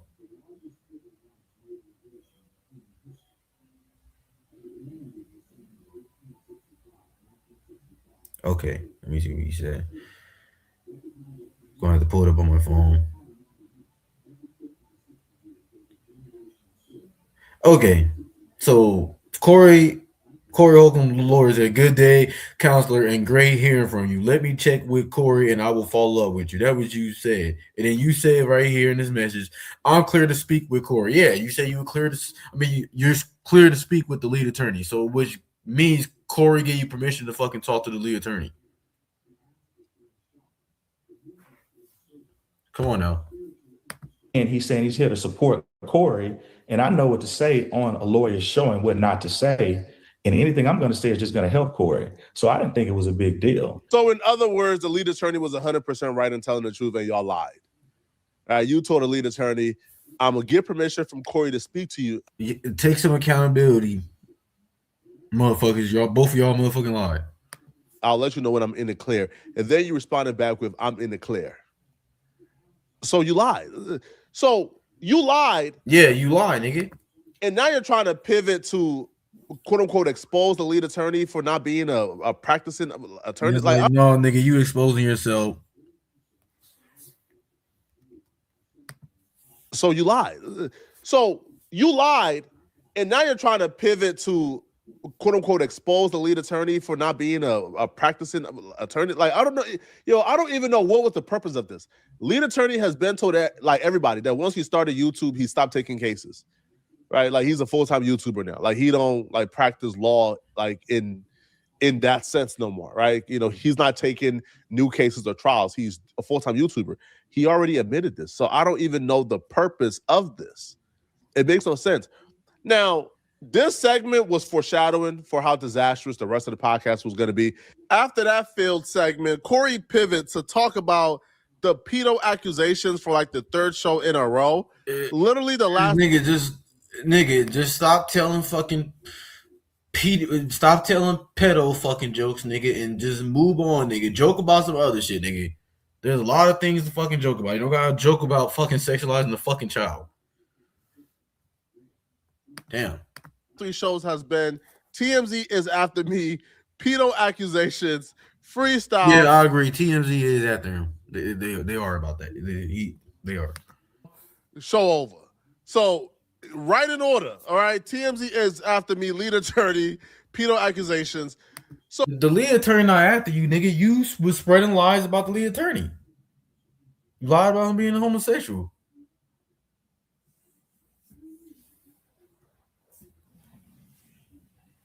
Then you lied and said the lead attorney said that you said some shit about the you said something about the lead attorney. Lead attorney lied about talking to your fucking you gave him permission to talk to your lawyer. You lied about that. While talking about the pedo accusations yet again, Corey didn't offer anything new. This time around, Corey starts cosplaying as a tough guy.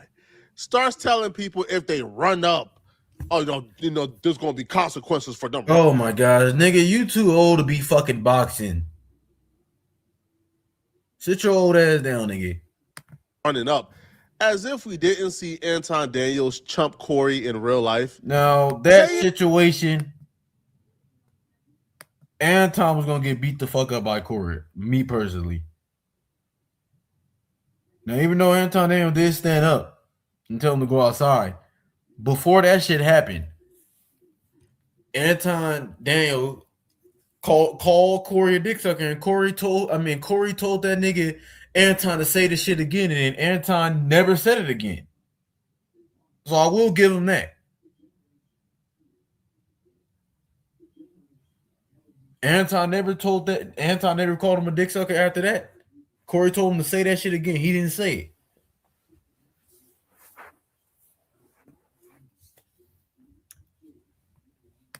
Something is not the same as doing something, but they want to act like I did something, and I tell you, it's not going to work.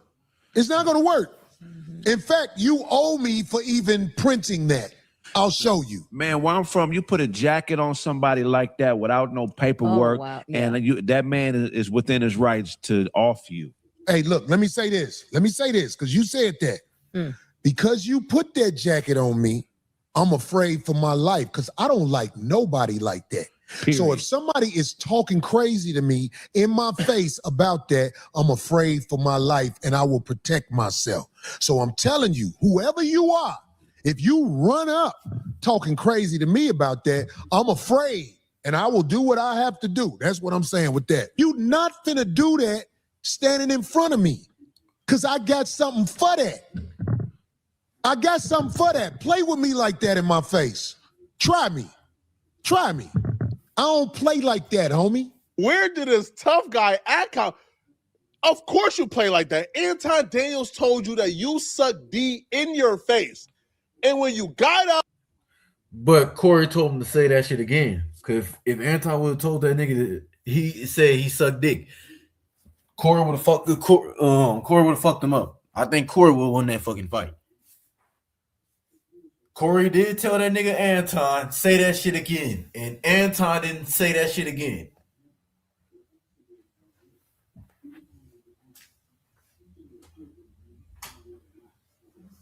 I wouldn't say he's a pussy. I wouldn't say he's a pussy in that situation.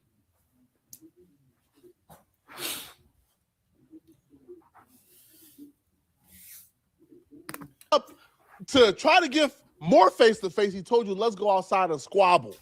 And you ain't leave your seat, bruh. You almost 60 years old. You don't want to squabble, bruh. You don't want to fight somebody, man. Nigga, you're almost 30 and you got diabetes, nigga. Why are y'all doing what podcast, bro? About what boomers podcast? You 60 years old, man. Podcast about AARP or something, man. You podcasting about running up in street fights when we seen your temperament. When somebody says suck my, we see the temperament. They tell us every week that they're not bothered, and then they come on a podcast to demonstrate how bothered they are by the YouTube critics.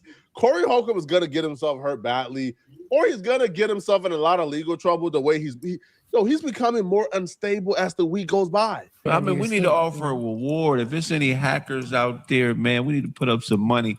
If you can find the origins of who's ever putting these videos out. You could go to somebody's house as long as you say you're here to talk about God or Jehovah or somebody like that. Right. So you could show up and see who this mother is. And most of the time they instructing your audience to hack into your YouTube critics to find out their identity is not a great idea, and it's not wise. If you it's not a good idea. Want to keep your YouTube channel, that's not wise, Corey. All right, that's illegal. That's a federal crime. That's some dumbass shit to even do. Also, like say you're gonna pull up to your YouTube critic's house, nigga. You asking to get fucked up or shot, nigga. Just because somebody call you out on the stupid shit you say doesn't give you the right to fucking show up to their fucking house and harass them, nigga. No, it doesn't. To unmask them and to check them, and it's perfectly legal as long as you say you're a witness. First of all, you come to because a lot of motherfuckers carry guns in their household. Nigga, Corey, show up to somebody's house. Show up to one of your critics out. That motherfucker might have a gun and they might shoot you. I'm not wishing on you, nigga. Do that and see how that plays out, bro. It's never this serious, man. This man, you will think he has not been a celebrity for almost 3 decades. You will think he's never been criticized. Corey Holcomb is now fully on the brink of a... Anytime you come on the fucking internet and tell your fucking business, everybody is going to criticize your ass.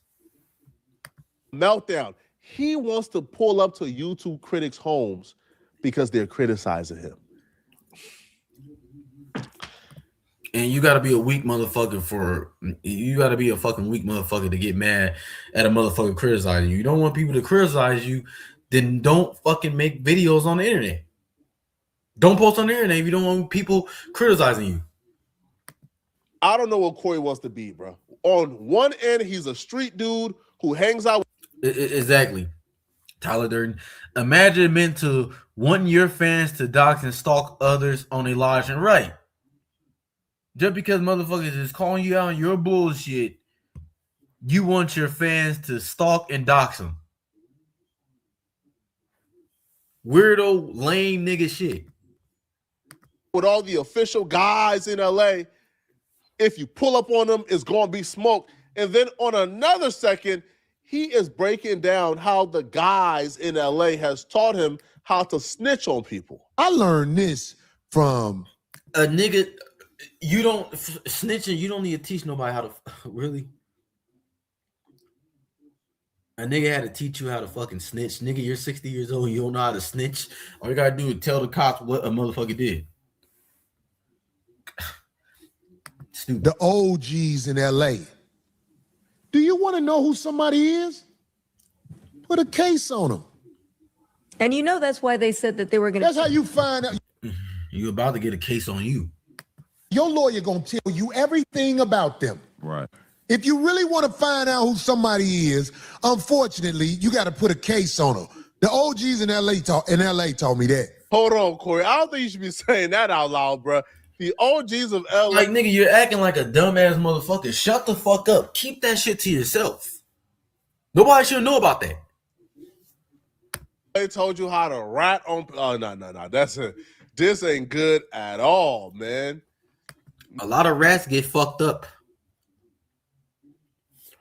And Poetik Flakko, you're a rat too. Not one bit. All right. So y'all let me know in the comment section, man. What do you guys think of this, bro? All right. What do y'all think of this Corey Holcomb situation? Okay. It's crazy, pathetic, and fucking creepy. All right. I got another Corey Holcomb video that I'm working on. Corey Holcomb has this wise idea, that. All right. Let's go to the next video, y'all.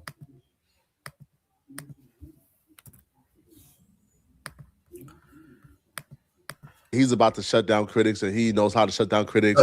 Corey Holcomb, you're not gonna shut down no fucking critics. Your podcast about to get shut down, nigga. You keep talking this bullshit. I'm doing a full dissection of his new strategy and what he got planned to warn you guys and prepare you guys for exactly what to do to combat what Corey Holcomb and his team has in store for you guys, okay? If you want to watch another good video, though, click. All right. I dropped the link. Anybody want to come up? I've been okay.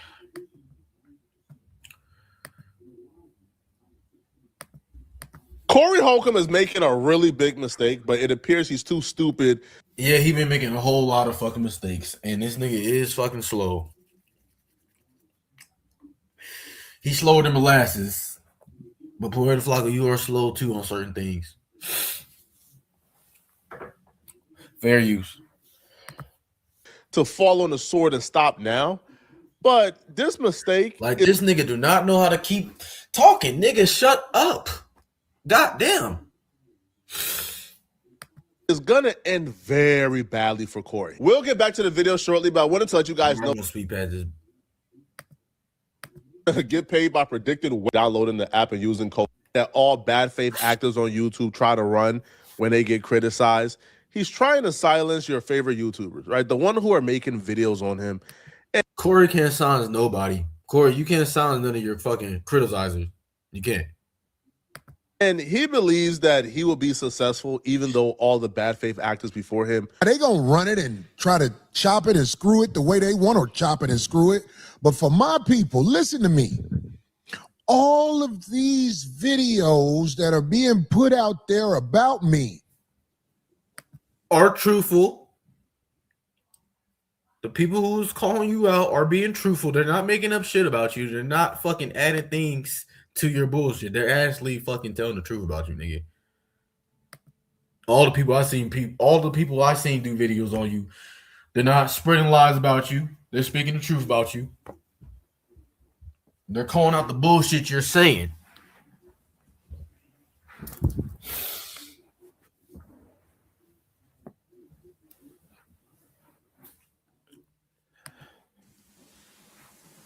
That's gonna be my money. You're talking about suing your fucking criticizers? It ain't gonna happen, nigga. You want to make me famous? Unfortunately, you're doing evil things and saying, no, they're speaking the truth about you. Ain't nobody doing evil things, nigga. You're saying evil and weird things, nigga. Lies about me. That's okay. I say, God, this how you want me to get the bag? On the latest episode of his podcast, Corey was hinting towards how he then came up and discovered this new way to shut up YouTube critics, to bankrupt us, take all of our money. Corey, you're not going to take nobody fucking money. Because we're critics. The only people that are trying to fucking destroy you are TMZ. Criticizing him. Again, just like every other bad faith actors in the past, right? They want to shut up people who are speaking about them. So Corey was bragging about how he has discovered this new way to take all of our money and bankrupt us. Dirt to try to get gigs canceled. You YouTubers ain't You ain't either. Y'all ain't got no power. I'm going to show you you ain't got no. You act like you got power, but you don't. No power. Even though I know you guys are incentivized by TMZ, and that's why they're going to have to give me a check for that. They have to give me a check for that. But you YouTubers who used your little you shouldn't be suing YouTubers who's criticizing you. But you do have a right to sue TMZ because they are trying to make it seem like you're a woman beater. I will agree with you on that. But suing people who call you on your bullshit and speaking the truth about you, you shouldn't be suing people. You shouldn't be suing the people who call you out and speaking the truth about you. Power to try and bring drama to me, your check is mine. I just didn't know how to do it before. Not true. Not true. Now we got the game down packed.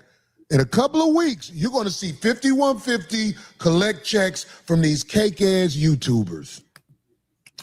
You're not going to be collecting checks. You're not. Chased it like that. That's why I didn't know. I just thought, I'm going to do my show and give it to the game. But there's a way you can make it where when people use your name and likeness, you know what I'm saying? That's to be taxed, especially if they got sponsors. Oh, my God. I'm counting the money. I'm counting the money. Corey is preparing himself to be really embarrassed. Either he's getting some really terrible legal advice. I don't know who's giving you. Yeah, he giving some badass legal advice. This legal advice, bro. He just say anything that sound good, but it's terrible. Or you did your own Googles and came up with this terrible idea in your head. First off, man, there's not a way, right, for you to take away people's YouTube income from either that video, especially if they take away people's. First off, man, there's not a way, right, for you to take away people's YouTube income. Yeah. You can't take away people's YouTube income. And you can't take away their sponsors. So get the fuck out of here, Corey. Either that video, especially their sponsorship money from a third party, right? There's no way. Them speaking about you or critiquing you in a video is protected speech. They could speak about you all the time. Yeah, it protected speech. They can a YouTuber can talk about you every goddamn day. They have every right to, nigga. If you don't want people to speak about you, nigga, stop coming on the fucking internet talking.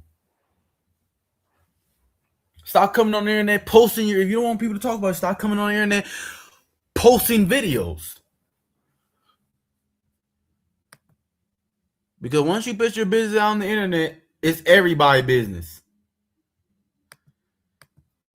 All they want. And you can't take their money from them. All right? And definitely not no sponsorship or third-party money. Absolutely not.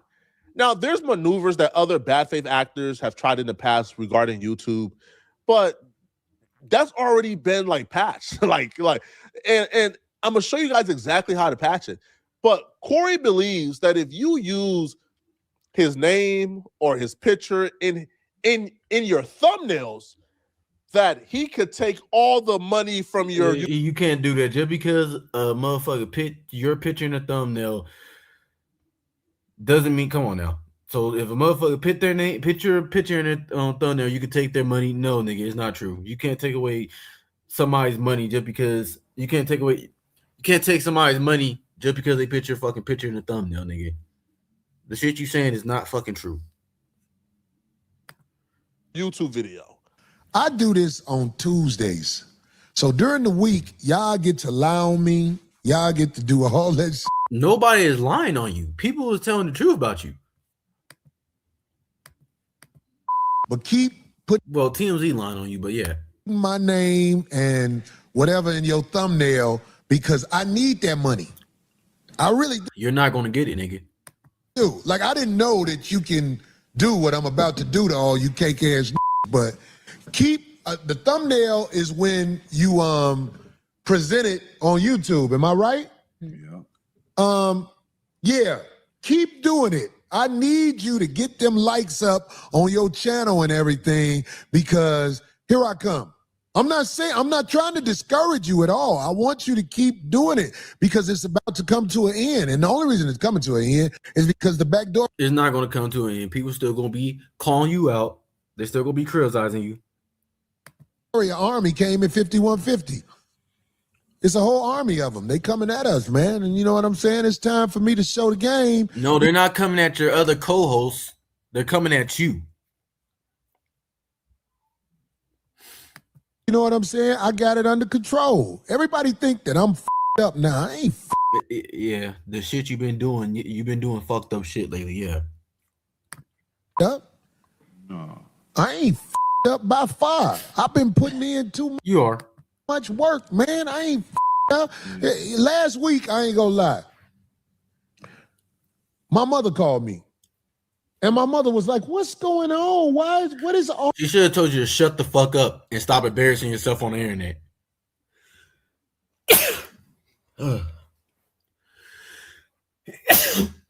Oh, bless me.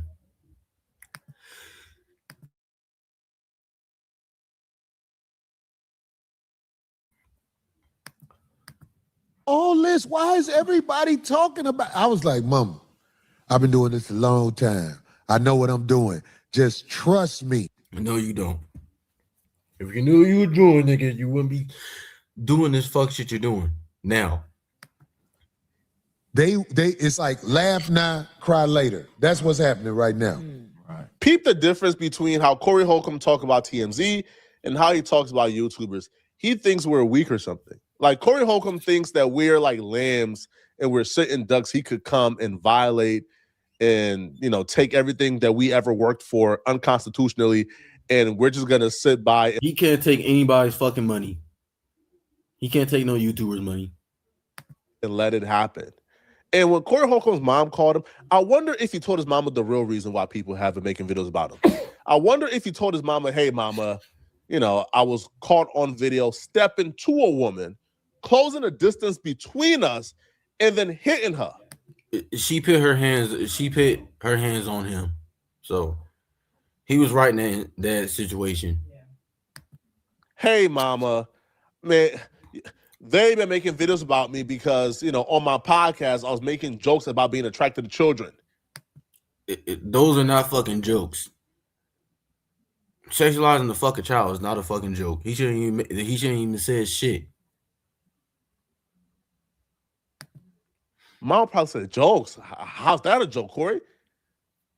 He ain't telling the reason why people been talking about him. The only reason I'm making this video is because Corey Holcomb is attempting to prey on and victimize YouTubers because he don't like them criticizing him. He's trying to infringe on their First Amendment protected right. It's not gonna happen, bro. I'm gonna show. Hell no. Yeah, you telling your fucking audience to stalk and harass people who criticize you? You gonna get criticized, nigga. You're a fucking YouTuber. You don't want to be criticized, nigga. Don't come on the fucking internet and post videos. Every one of you guys exactly how to come. Just stop saying weird shit, nigga.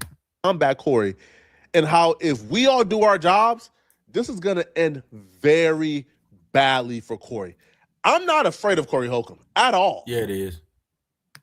I'm not a sitting duck. I made $70,000 last month on YouTube. My last YouTube check was $70,000 by talking about people like Corey Holcomb on YouTube. I'm financially good, bro. All right, my bills don't surpass about $7,000 a month. Like that's my bill. Yeah, he's also a trick. It was a video of him tricking on a girl. Yeah, Poetik, he also a trick, but 70,000 a month, that's actually good though. Total. So I'm straight. I'm stacked up. I could go to legal war with Corey Holcomb any day. I'm like, Corey can't do a goddamn thing to me. But I'm making this videos to show you guys with, even though some of you guys may have limited resources, y'all can still fight back against Corey and he won't win and he won't beat you. Okay? Because I know exactly he's going to lose what Corey Holcomb is planning to do, even though he's trying to keep it a secret. See, Corey is even roping his audience into this, telling his audience that they should send in names of YouTubers making videos about him. That's an admission that he's doing this to silence speech, which you can't do. He don't want to be called out on his bullshit. Do on YouTube. And put forth what needed to be put forth to stop the nonsense. But you stop the nonsense. Stop saying all this weirdo shit.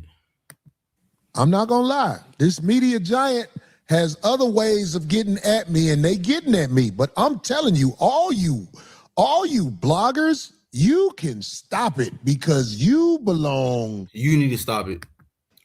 To me. In a week or two, you're gonna see all this stuff you did to make me famous. It's unfortunate because I was lied on, but that's going to be. YouTubers ain't lying on you. TMZ lying on you. YouTubers calling you out for the fuck shit you say. My money from my videos. The people you need to be fucking suing is the people at TMZ. I never did this before because I never had to. But I'm like, oh, y'all gonna lie?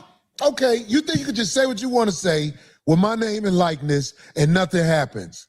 You'll see. That's gonna be my video you made. You are ruining your own fucking name. So please keep it up. Don't let up this week, next week, or the week after that. I need this money. I'm trying to pay off this other property I just got. So keep it coming, because I'm going to display the check on the show.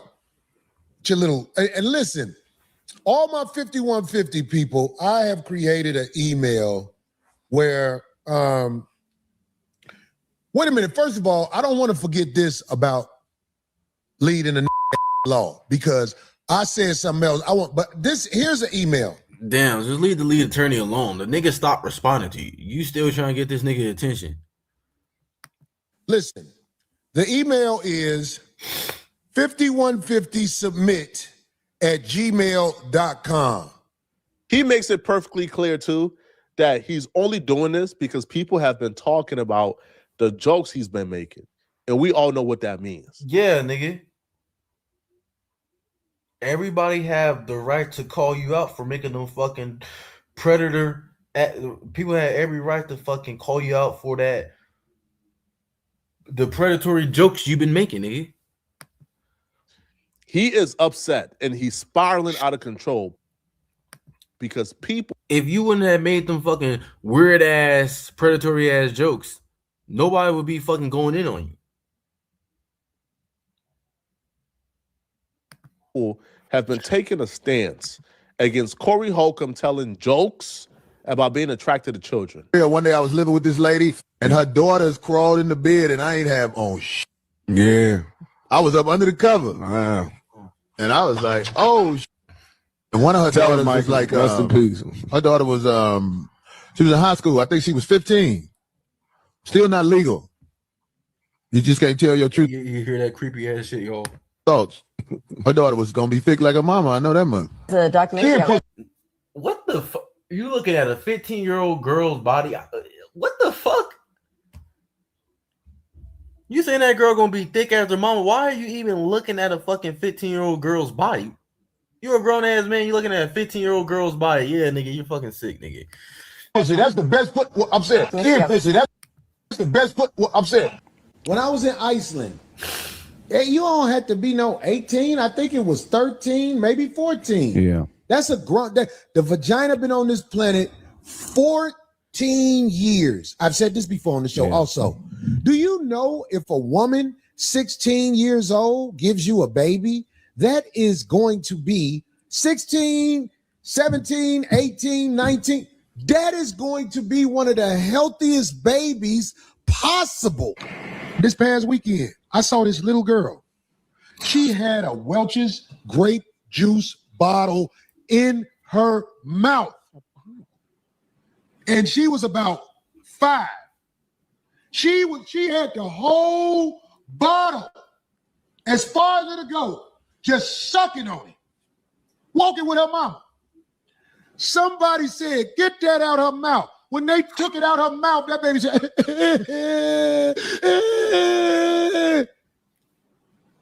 you know when she stopped crying? When a man picked her up and put her in her lap and started bouncing with her. Then she stopped crying and was looking like this. I said, that's a little growing right there. And he wants that to stop. He wants that. You reacting and talking about that to stop. But unfortunately for people always gonna talk about that. You shouldn't even make them fucking weird ass fucking I don't even call them jokes, nigga. You shouldn't even say that weirdo shit anyways. Yeah. Corey is not gonna stop because there's nothing he could do about it. But he's speaking due to some bad advice he's speaking as if he already has it figured out and the money has already came in and we're already done. Hear how he's speaking, and then I'm gonna tell you guys exactly what he's planning and how to stop it. All of these bloggers that you see lying about Corey Holcomb and the way he... People on YouTube ain't lying on you, nigga. The people who criticize you ain't fucking telling lies on you. Now, TMZ trying to paint you as a woman beater, which is absolutely wrong. But nigga, they're trying to fuck up your image, and you're fucking up your own image, nigga. He does things because I've been doing these jokes for a long time, and nigga, those ain't fucking jokes. Sexualizing the fucking child, making a joke about sexualizing the fucking child is not a fucking joke, nigga. That is some sick, weirdo, predator ass shit, nigga. That you're weird ass shit you saying. I live a real good life doing these jokes. So you can say whatever you want to say about me and the jokes I crack. Okay? Or weird and perverted. But if you see these bloggers and they have a significant following, I would say at least 500 or more. Really, I want more than that. Matter of fact, if they got over 1,000 people listening to them, I want you to send an email to that address. This is where we're collecting them, where I'm going to collect my money. I think we need to have a big... You're not going to get no fucking money. 5150 party after they have to start sending checks to me. And I'm talking about, yo, I am so glad I did this research to find out about this stuff. But here's another thing about leading a law. Abe, you know what video I'm talking about, right? Listen, I want to say this again. I believe that Kevin Samuels, the late, great Kevin Samuels. All hail the Godfather. Kevin Samuels, he spoke nothing but facts. He tried to bring the black community together. It's sad that he passed away, but he spoke nothing but the fucking truth. He called out bullshit. He called out delusional ass people. People made it seem like he just went after women. No, he called out men too. He didn't just call out women. He called out men too.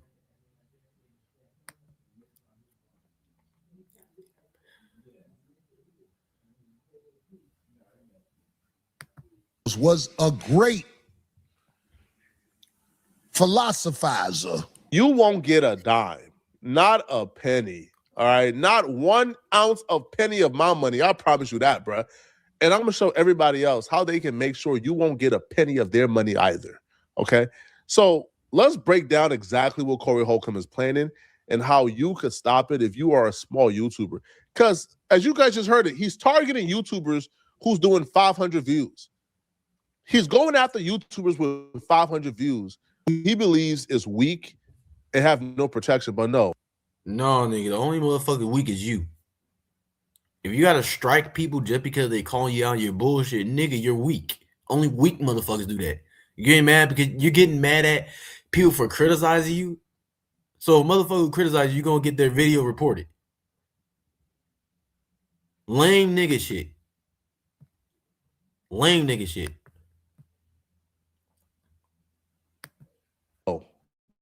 No, we see you. We identify with you, and we're standing next to you.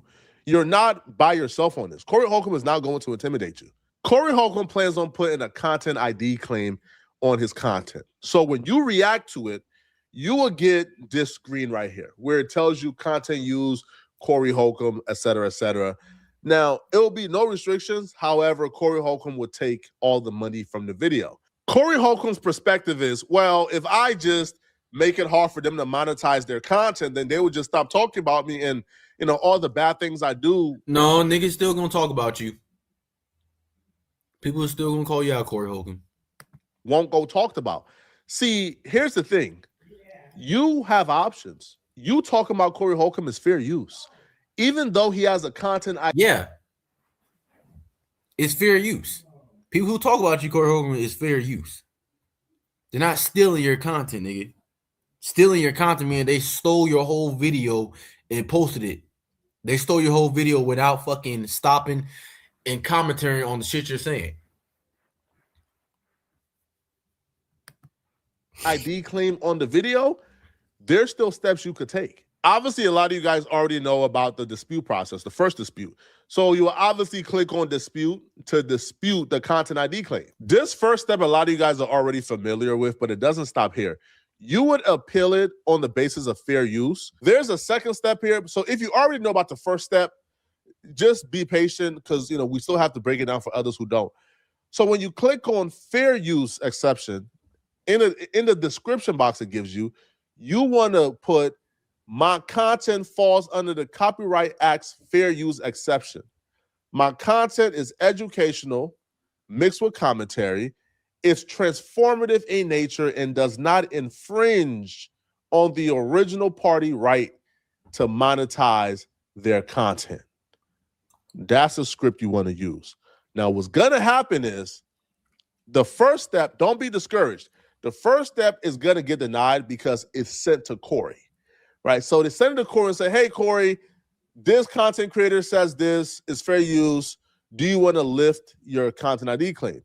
Corey would then say no, because obviously Corey Holcomb is a POS. So he'll say, no, I don't. No, it's my money. Cool.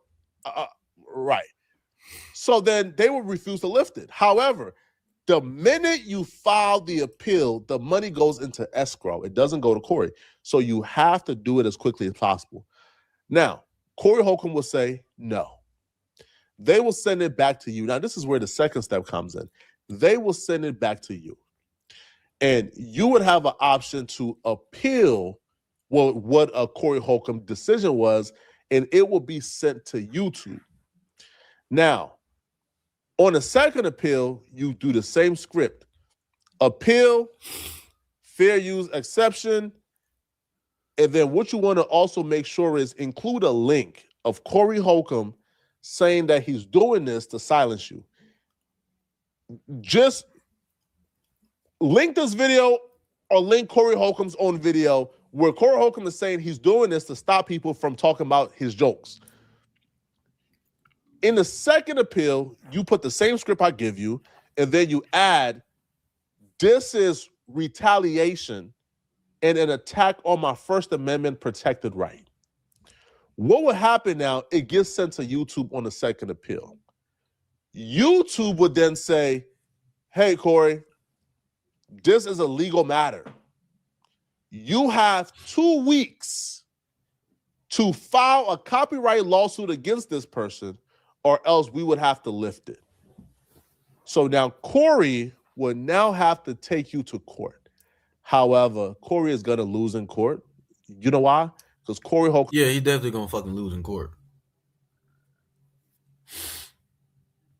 Already admitted.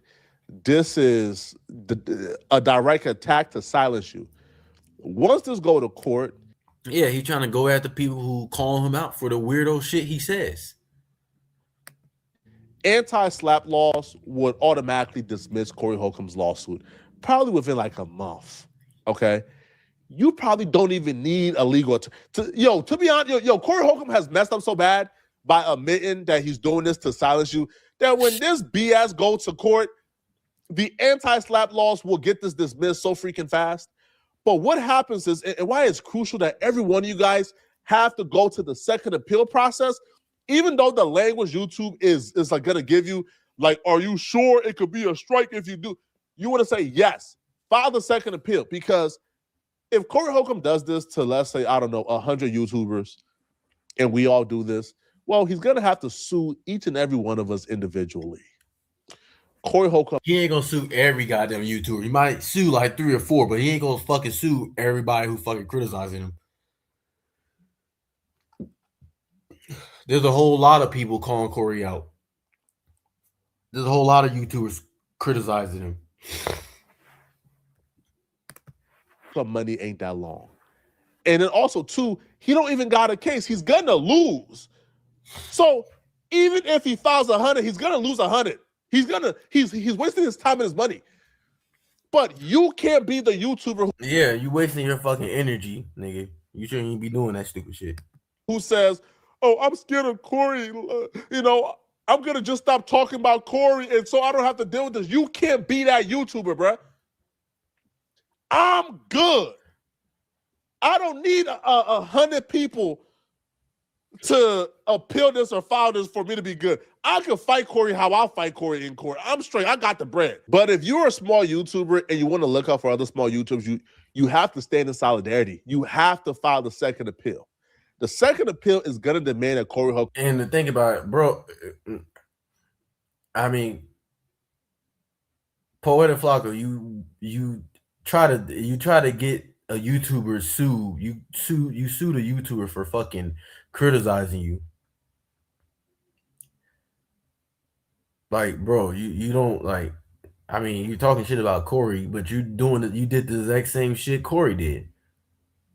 You try to sue a YouTuber for making fun of you and calling out your bullshit. You fucking pit like 2 fucking copyright strikes. You filed 2 copyright strikes on him. You got a few of his videos fucking removed. It's like, bro, do you hear? Like, bro, it's like you're talking about yourself too. Just because that YouTuber was criticizing you, you fucking filed a lawsuit against him. Now you, now the YouTuber disputed the thing. I guess you didn't. I guess you threw the lawsuit out the trash because you knew you didn't have no fucking case. Yeah, because he tried to file a lawsuit against another YouTuber, and then he threw the shit out the fucking. He threw the shit away, threw the lawsuit away because he knew he wasn't gonna get no fucking money. And plus, you try to get that he got that YouTuber's information.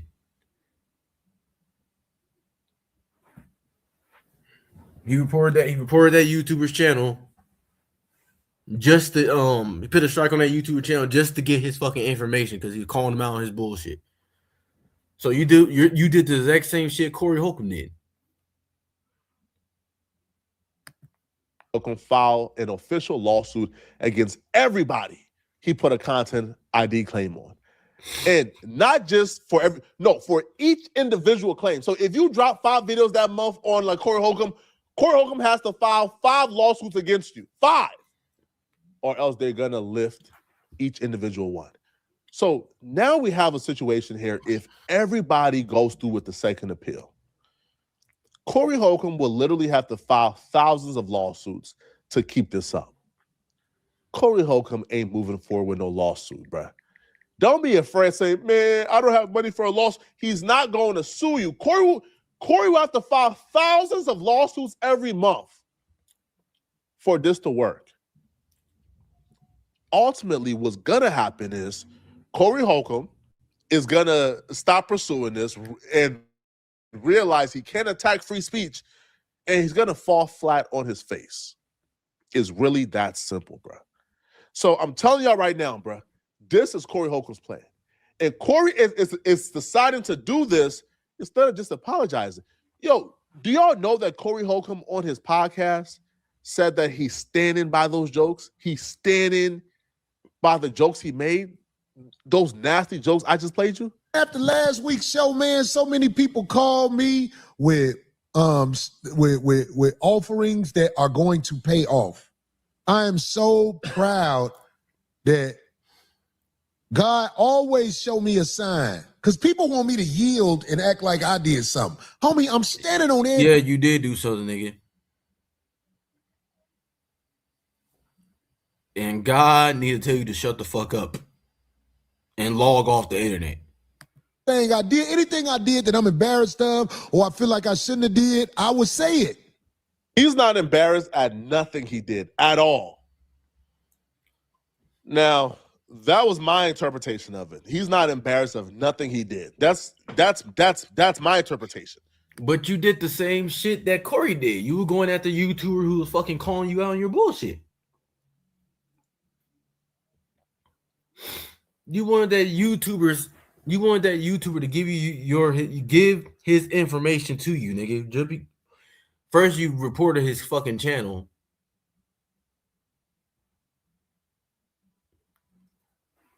and you wanted his fucking information, and you got his information. So the YouTuber had to give you his information because YouTube says so. But y'all let me know in the comment section, man, what y'all think about this, bro. Are y'all ready? Because Corey trying to go to war with YouTubers, bro. And we all got to be on. He did the same thing he did. Cold. We all got to be on cold, bro.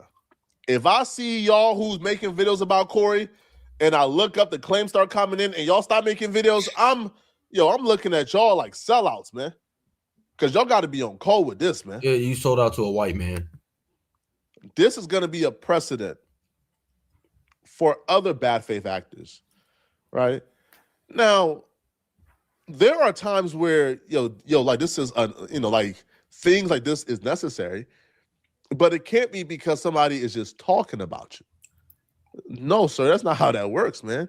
All right, the only time I've ever went after a YouTuber was when a YouTuber was on his channel lying about me. No, he was speaking the truth about you.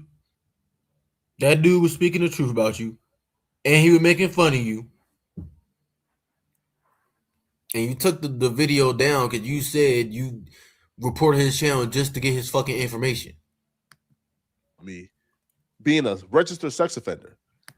No, he wasn't talking about it. He's talking about your brother. Your brother's a fucking registered sex offender. This YouTuber went ahead and found paperwork of somebody else. No, he found paperwork of your brother. That YouTuber never said it was you. He said it was your brother. Different name, different age, different everything. And lied and said that was my name. No, he didn't. He said that was your brother.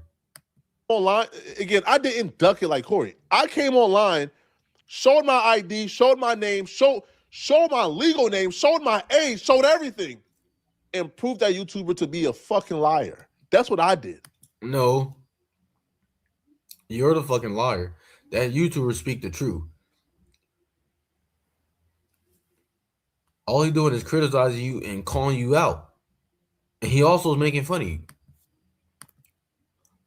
And then I went after him. But that was a defamation case. You got his information and you fucking doxed him, nigga. You post his fucking government name on the fucking internet. And also have to like, share, subscribe, people. Though. Corey, people playing your words back and saying what you said was wrong, you cannot stop that. All right? It's free speech.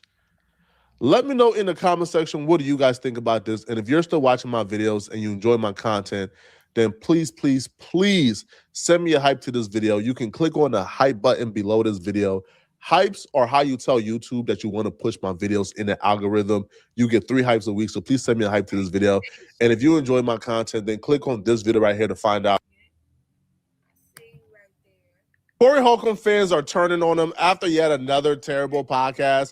They're getting sick and tired of his antics. But dramatic decline in views represents how sick and tired the fans are of this podcast. Yeah, his fans is getting sick of watching his shit.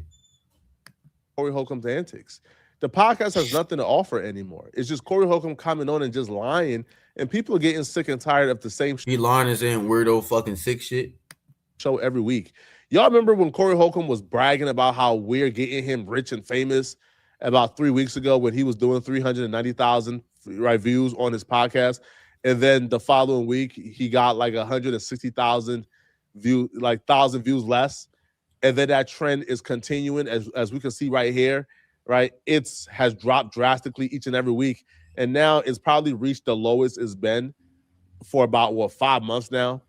Like, to put this into perspective, like when the other podcasts are done, it's usually between 180,000 to about 250, right? Because this is a live stream. The numbers don't really increase by that much after a live stream. But yeah, like 122 after almost a full day, it's really terrible and it's bad. And if you click on the episode, you begin to understand exactly why the numbers are going down. People are sick and tired of Corey Holcomb and his antics, bro. They're absolutely sick and tired of it. First off, this fat, you know what, was eating all on the mic the entire show. He was stress eating. He don't usually do this, but he was eating the entire show because he was nervous, right? He was nervous, right? And one person says, listen, man, all right, he really don't be talking about anything, nothing important. The show used to have substance. People used to tap into the Yeah, people used to watch the shit. He always talked about shit. He always talked about good topics, but ever since he said that weirdo predatory shit, it went down here from there. I mean, he stopped. Yeah, it's been getting fucking boring now. His podcast been getting boring. Show to hear them talk about topics and discuss something like important.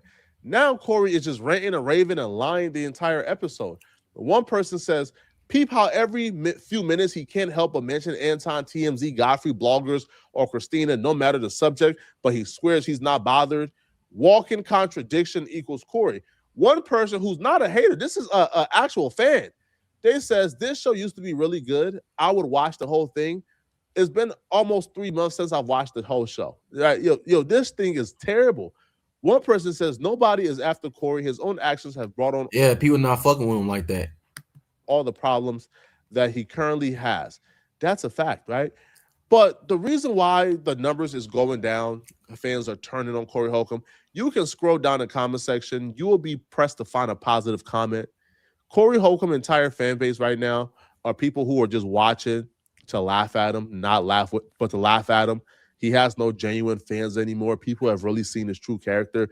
He got a few fans. All his fans didn't give up on him. He got a few fans. If he can change his image and talk about actual fucking topics, people will start rocking with him again.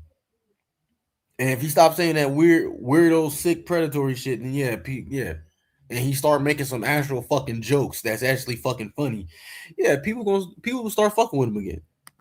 And that's because Corey Holcomb is living in a world that only he lives in. He's delusional. Corey Holcomb started off the podcast per usual with more weird accusations, right? It used to go from, hey, man, these bloggers are trying to get paid off my name. Now Corey is alleging that TMZ and other mainstream outlets are directly paying bloggers like myself to make videos about him. And TMZ is not paying bloggers to fucking ruin your name. Just stop that lie, Corey. In the history of mankind, I say that because I, Corey Holcomb, have been under attack by mainstream media as they pay little buster-ass bloggers to come up with to say about me. I don't think this has ever happened. People is not making up shit about you. YouTubers is calling you out. The YouTubers are criticizing you and they're speaking the truth about you. Now TMZ lying on you, but not the YouTubers. The history of podcasts. These little niggas getting paid. Next time you want to say something to them, ask them, did you get paid to say that? Because this ain't even in my demographic. Got my business in their ear. And it's all the same headlines. He's finished. Anyway. Can you imagine discovering a podcast that you really liked and you really loved because they talked about topics and made jokes and they were talking about cultural issues, and then one day you tune in and the person that you used to love because he was this funny OG comedian who gave game, now he has this like tinfoil hat on and he's spewing these weird crazy conspiracies about how these imaginary people are after him but the world can't see it. Imagine how depressing that has to be, bruh. Corey Holcomb is getting more unhinged as the weeks go by. Corey Holcomb said with a straight face during this podcast that the powers that be came after him because they wanted to distract people from the Epstein files. It's the hottest thing on the internet. Y'all took away, I took over the Epstein file. Shit, the Epstein. Type of weirdo shit you. Yeah, you saying a whole lot of weirdo shit. Until they release shit on me. Oh my God. Which is what they wanted in the first place. I just didn't think they would use me. You definitely got a whole lot of files on your computer, nigga. I will say I'm shocked. I'm like, they used me? But I'm saying, like, at what point do Corey Holcomb loved ones feel like they got to step in and institutionalize this? They should have been stepped in. When he said that weirdo PDF shit, they should have fucking stepped in. They should have called him and said, "Nigga, shut the fuck up, nigga." They said, "Don't fucking post online, nigga." This man has lost his marbles. Has absolutely lost his mind. This is like he losing his fucking mind, delusional. Early signs of dementia from my perspective, right? This has to be. This man is almost 60 years old. He's losing his marbles. No normal human being would ever come to that conclusion that the powers that be, this global story, this story that's probably the biggest story in the last decade, the Epstein files, the global leaders and the matrix and the powers that be decided we are going to distract from the Epstein files by paying bloggers in the urban space to talk about Corey Holcomb, huh? You think that CNN, Fox News, Turning Point, Ben Shapiro, and these other political, you think these other political commentators, all the names you just named are fucking weirdos, and people who are doing like the Epstein, you think their voices are being overshadowed by the Corey Holcomb news? Bro, you're not even the top 100 biggest story on the internet. Do you understand you are nobody? Let's take a look at Google Trends to really see how absurd Corey Holcomb is. Corey, he got a name. He's popular. He ain't just a nobody. He's somebody. He's a somebody. But lately, he keep this shit up. He gonna be a nobody. No time. He gonna be a nobody. So he keep doing all this bullshit. Yeah, people gonna stop. A lot of people gonna stop tuning into him. Well, a lot of people did stop tuning into him. Is now I'm not even gonna like do all categories because of course Corey Holcomb is nowhere to be found here. Like he's nowhere to be found here. He's popular, but he don't got like a big. He's popular, but he ain't like a top tier fucking celebrity. He's not A-list celebrity. He's not a B-list celebrity. Or whatsoever. So I'm not even gonna do like all trends because yo, I could scroll. I could do 50 per page and scroll for 400 pages and you won't see Corey Holcomb pop up on this list at all. So I'm not even gonna do all categories. Let's do entertainment, okay? Let's see if Corey Holcomb is anywhere as one of the top stories in entertainment. Let's see. Bruh, Normani is trending more than Nick Cannon is trending more than Corey Holcomb. Nick Cannon is trending more than Corey Holcomb. Come on, bruh. Come on, man. Stop me when you see Corey Holcomb's name. So where do you get this? Where's Corey Holcomb at? Where's Corey Holcomb at? I don't see him. People, say it with me one time. You ain't nobody. Who do you think you are? This is probably narcissism, or people around you are just lying to you then, bro. Now, Craig Smith is a real one, right? I ain't got no issues with Craig Smith. Craig Smith to me is a good. He's a somebody. Nah, he ain't like a fucking Will Smith or an NBA young boy, but he's a somebody now. Brother, he's he has integrity, he has morals, he has principles. Craig Smith is good with me, man, which is why I look at the show and I could tell, man, bro, like Craig ain't feeling this, man. Craig, like, man, but Craig, I understand, bro. You feel me? You kind of gotta get in and fit in, bro, because Corey is emotional. You try to check Corey, man. Corey don't know what he gonna do, right? This is sad, man. This is very, very, very, very sad. But the Looney Tune conspiracies don't just stop at Epstein. Corey goes on. Now, he's too much of a coward, right, to just say TMZ outright because he understands you come lying on TMZ's name, all right, they coming for that ass. They coming for that podcast, Mike, bro. You going to have to podcast. Yeah, they're going to sue you for every goddamn thing. But Corey should sue TMZ for fucking slandering his name. He should have been sued him. Through the iPhone speakers messing with TMZ. So Corey Holcomb. Yeah, Corey, you lie on TMZ. Yeah, they're going to take everything from you.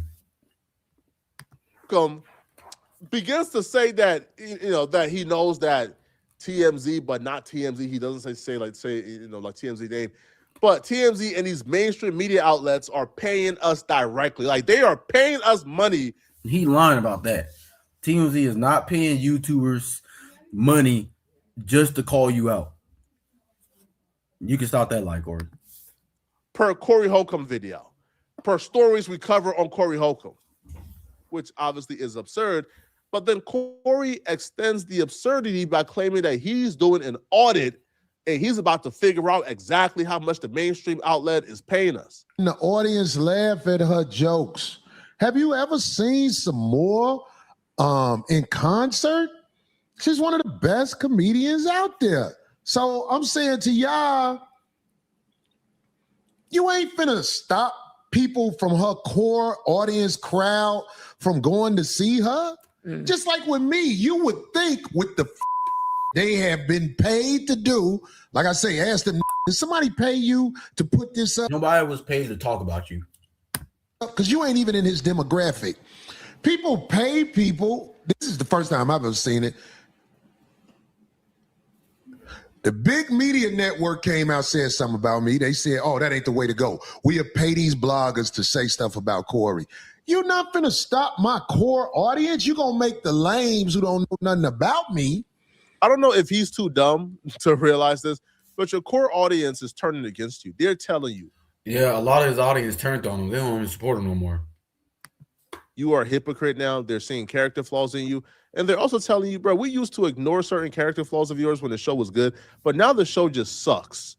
And it sucks because of you. You are the only thing that has changed on this show, from us liking it to us not liking it. The other people are doing what they're doing. You're the one who are repeating topics and talking about things we don't care about anymore. I don't understand why people are acting like, well, let me speak for myself. I ain't about to switch up shit. I'm not in the industry. You can't make me scared to speak from the heart. And if I ever say something that ain't right, I say, yo, I f that up. I f that up. Have I made jokes that I'm like, ha ha, ooh, I pushed the line on that one. Let me cool out. Yes, it's part of how a man like me from Robert Taylor Housing Projects is able to make a living out here in the game. I'm not with the industry where I have to watch what I say. And that might be mine. You need to watch what you say. A lot of shit you've been saying been fucking creepy. Issue. You ain't got no filter. I mean, I want a filter. I want to be respected, and I feel like I am respected by people who go to comedy shows, because when you see me at a comedy show, you get it. I watch people who don't like me, and I could tell start laughing. What happened to that one guy? What did he say? That means a lot when you can win. We're not laughing at your weird ass jokes. Over people that ain't even got the best intentions by you. I win them over because I'm talented, and all this stuff where y'all are talking about people getting cancer it's okay. It's okay. Somebody says stay struggling. Okay, if I'm struggling, I love this struggle. Damn. Oh shit. Somebody in the chat says stay struggling. Damn. Yeah, nigga. You keep doing bullshit like this, nigga, you gonna struggle. As they chime in, as they're actually on the show, inside the chat. Okay. I love my struggle. My struggle is real. Now, I'm not gonna lie. It's not fair that a whole bunch of black bloggers can get paid to talk about a man they don't even know. Nobody's getting paid to fucking call you out. You're making shit up in your fucking head. That ain't cool. That ain't cool. It ain't cool to sexualize a fucking child. If it done went that far, I can see if you follow my career and then you got something to say about me. These motherfuckers don't even know me. They just got paid to say something. And when they say, that's why I said. They didn't get paid to say anything. Snap, get a picture of who they are. And what we gonna do, we gonna have this audit of everybody and how they got paid to do it. Because this is an easy game, but I'm just saying. Even Corey Holcomb no longer believes his bullshit. Corey Holcomb last week was talking about how he's going to come and take our YouTube income from us. Now he's saying that they're paying us outside of YouTube. Like, they're paying us direct. You can't take YouTubers' money. Checks to talk about him and that he's going to audit. How are you going to audit? Let's just say in Corey Holcomb's delusional world that this was true. How exactly are you going to audit?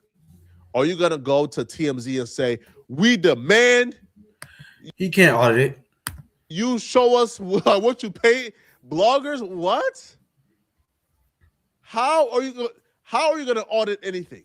Bro, you don't have that power. Like, I don't know, like, if your lawyer he don't got no power at all. Is feeding you pipe dreams, bro. Like I don't know who's feeding you these lies, bro.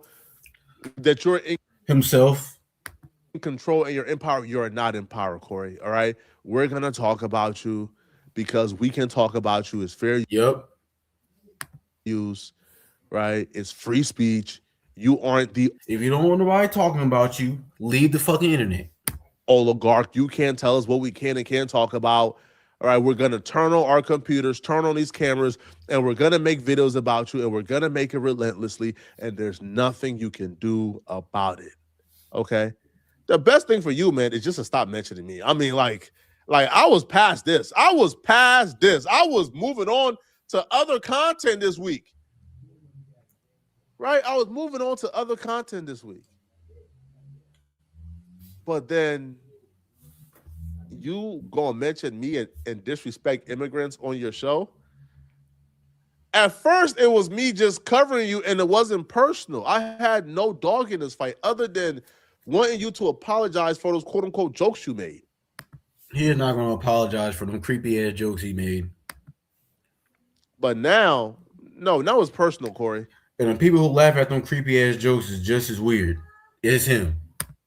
I got a pair of Levi's and lay away. I got a pair of Levi's and lay away. I ain't gonna get them for a couple of weeks. Cause I ain't got no gigs. I'm out here up. Let me tell you something. They gonna keep paying to come at me, but it don't stop.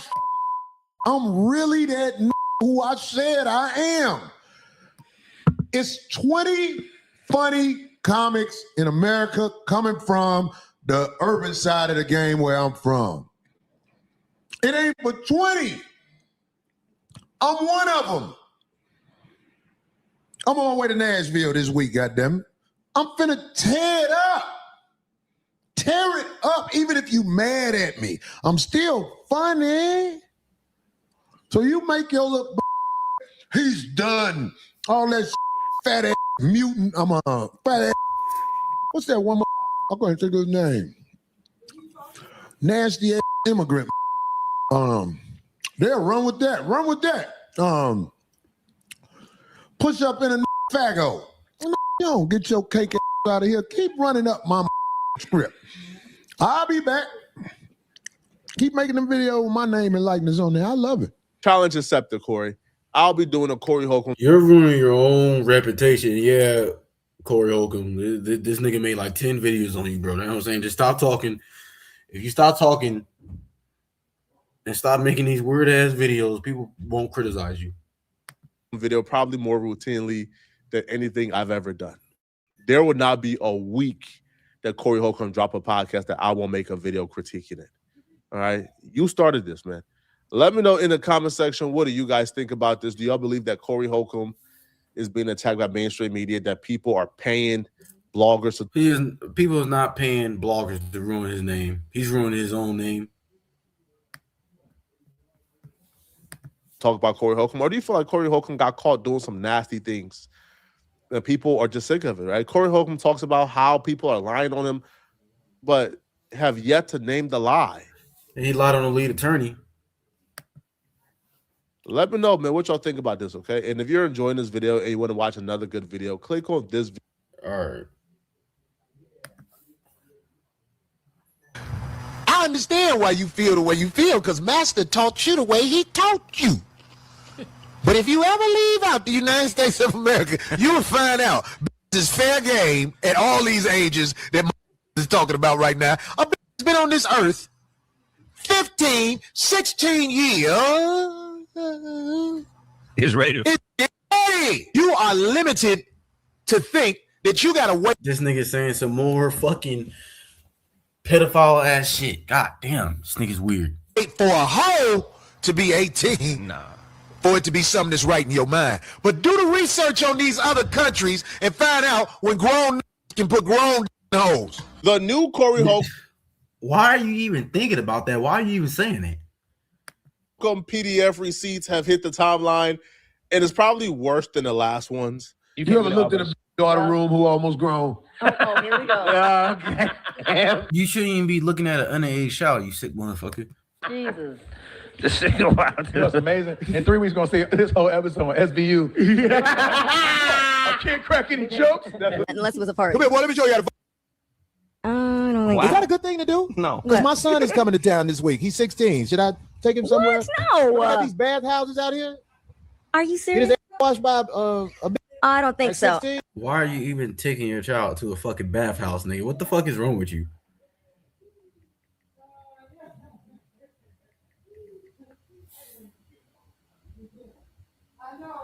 No, I don't think so. Unless Just he's relax and let it happen, boy. No, if he was 18, maybe. Why are you even talking like this? Why are you even thinking about that? A little bit. What's that 16-year-old kid look when they getting their ass washed by a grown bitch? Let us scrub you. What the? Hold on. Kid look. Relax and let it happen, boy. No, if he was 18, maybe. Crying a little bit. What's that 16-year-old kid look when they getting their ass washed by a grown bitch? What the?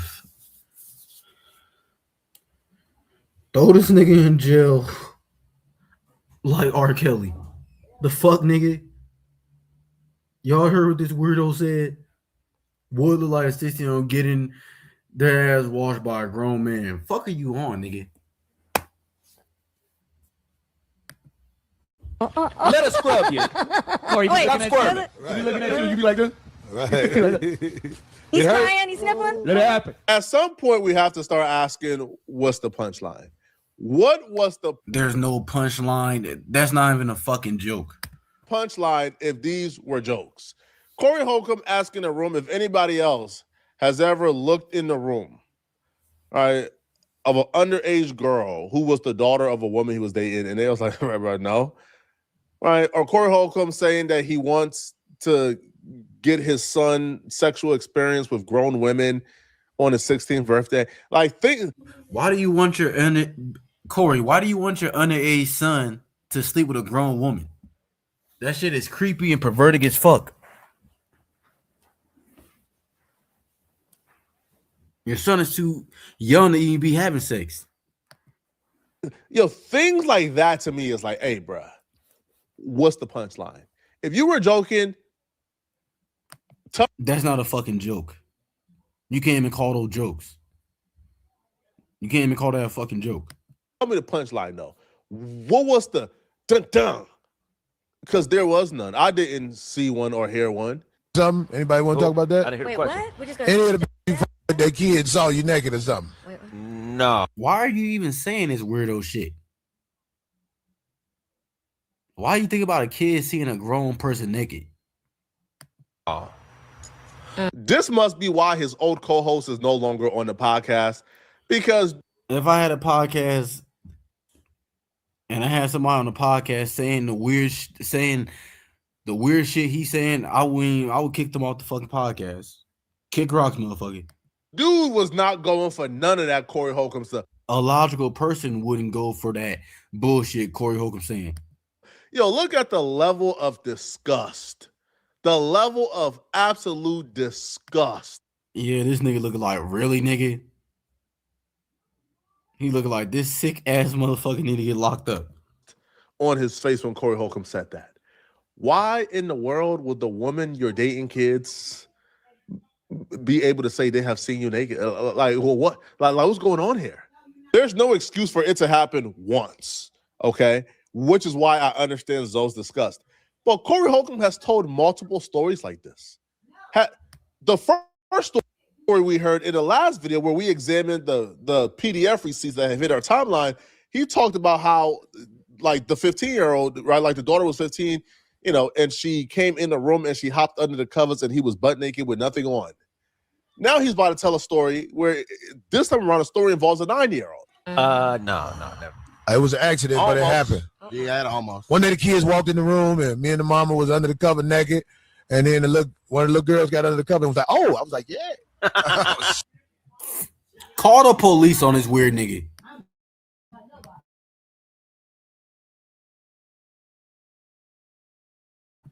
Y'all hear this weird nigga?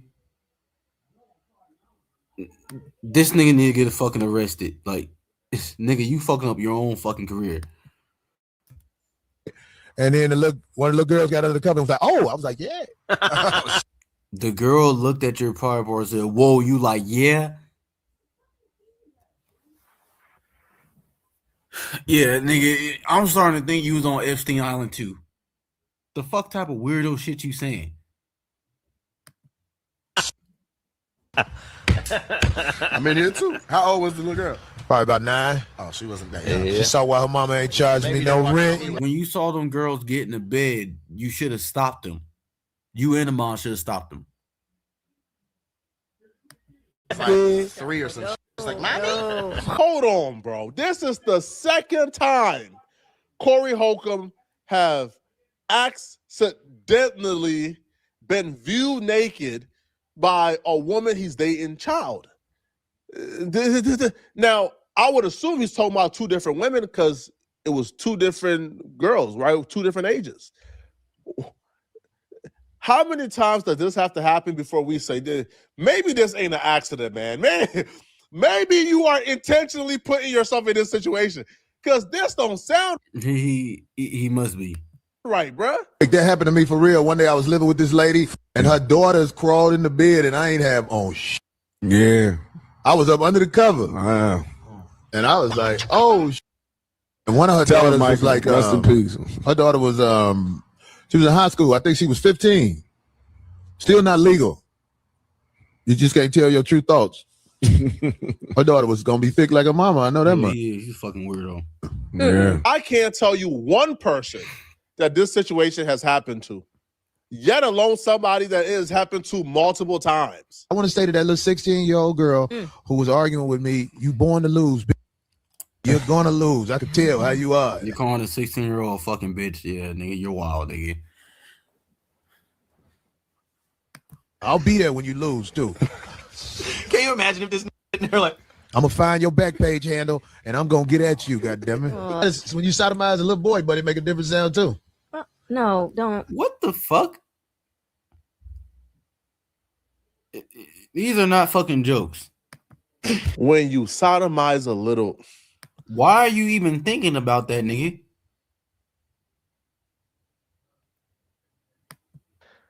You know Corey Holcomb went too far with that one. When you got he doing way too fucking much.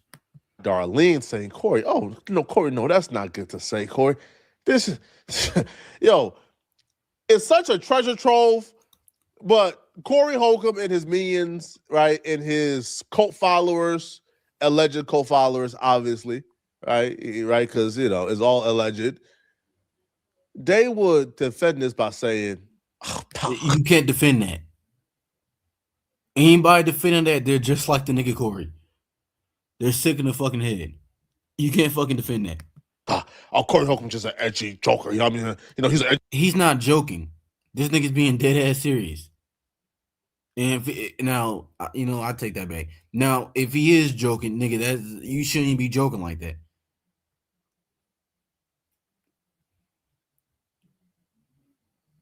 Ain't nothing funny about sodomizing a fucking child. You can't make a joke about a child getting sodomized by a grown fucking adult. You can't fucking defend that. Ain't nothing fucking. You can't make a joke out of that. edgy comedian. All right.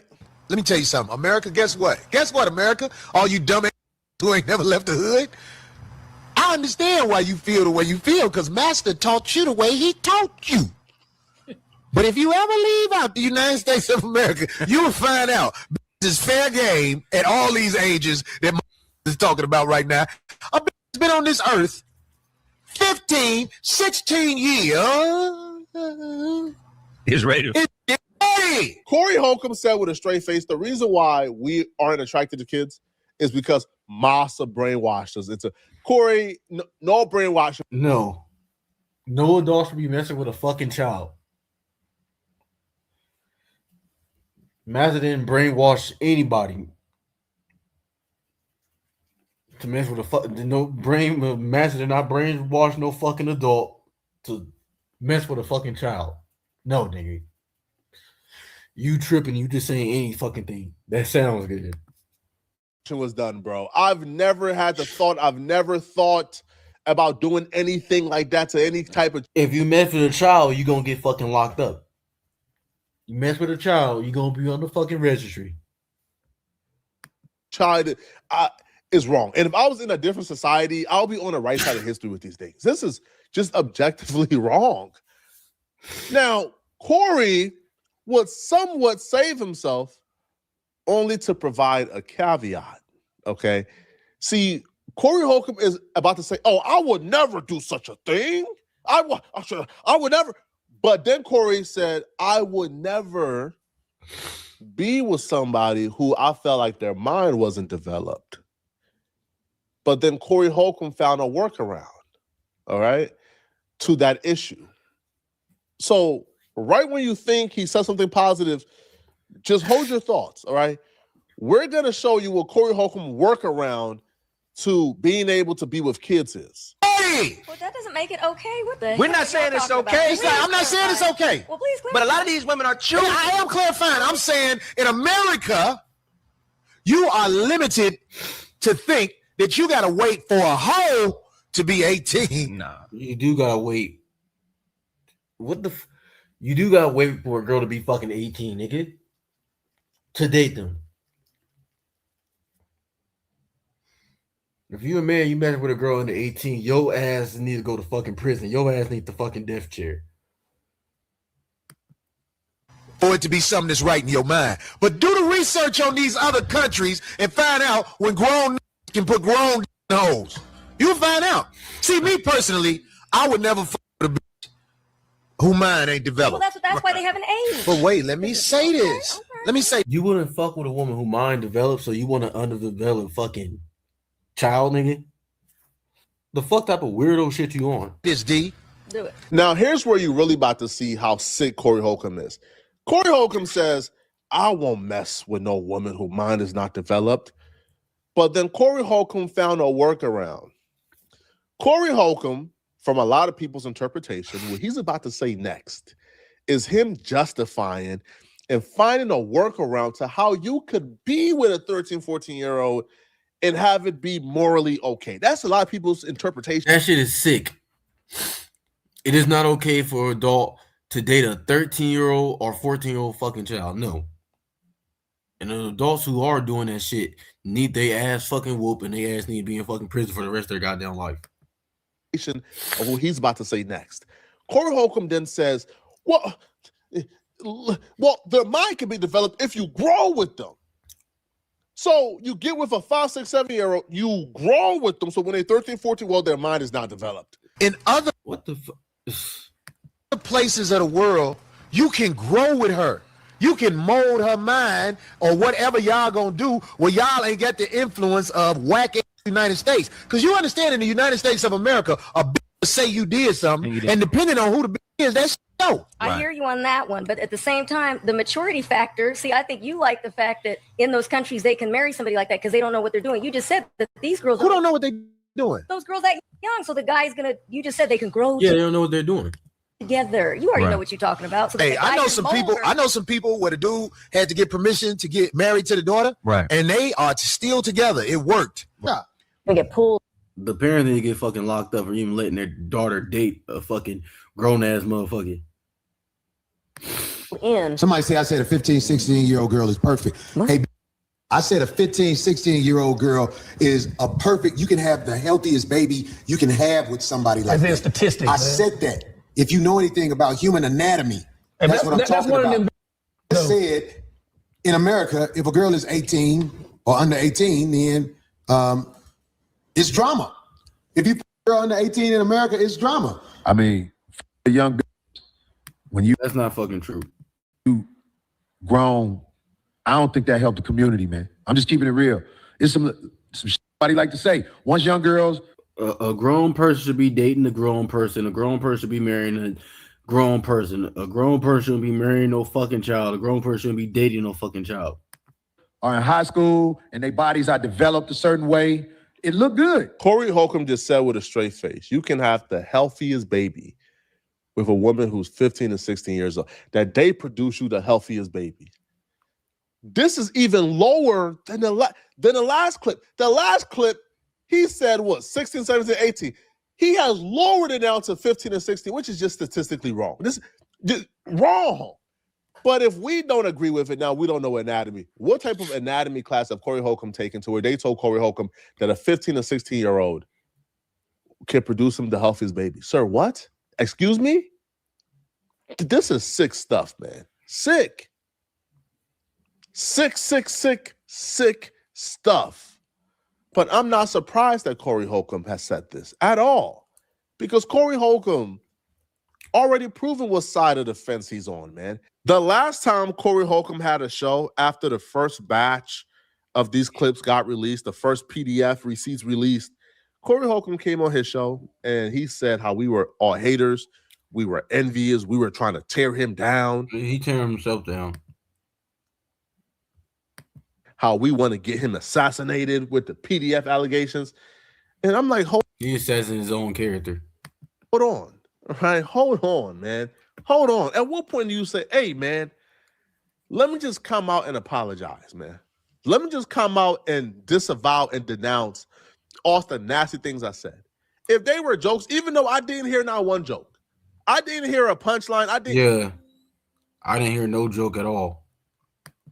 No, I heard you say things with a straight face. I heard you correct a fan. When a fan said, Corey, what are you talking? I heard you correct a fan and called him stupid and say he don't know anatomy if he doesn't. No, he's the only stupid one. Believe that a 15 or 16-year-old girl can give you the healthiest baby out of any other age. You said that. But watch Corey play victim and call us haters and say we're trying to get him killed. We ain't worried about them. They weren't never the problem. What it is, we have mass media trying to shut down the voice of Corey Holcomb in the 5150 show. And of course, the bloggers who are envious of what we do are going to join in. Ever since TMZ has gave a one-sided version of what happened, it then got to the point where even a man. Yeah, they did. They made you seem like you're a woman beater, but you're not. Like me, who I don't really, I don't walk around living in fear, but I fear for my life now because I see what ain't nobody gonna fucking assassinate you. Has been said about me, and they are, but they're going to fucking roast you and call you out on your fuck shit. Desperate to bring me down because the word pedophile has been thrown in the mix. And let me tell you. You see why people calling you a fucking PDF file? Look at all the weirdo, creepy ass, perverted ass shit you've been saying. You said a 9-year-old girl got in the bed with you while you were naked. She looked at your private part. She was like, woo, and you like, yeah. Like, nigga, what, nigga? Tell you something. This is deep. I am no pedophile. I have never been accused of being a pedophile. I have never had charges of being a pedophile. This is something that's coming from the mass media, TMZ. Ever since they said what they said, they trying to get at me for real. Let me tell you something, what they do, because they did this to Michael Jackson. They did this to Martin Luther King.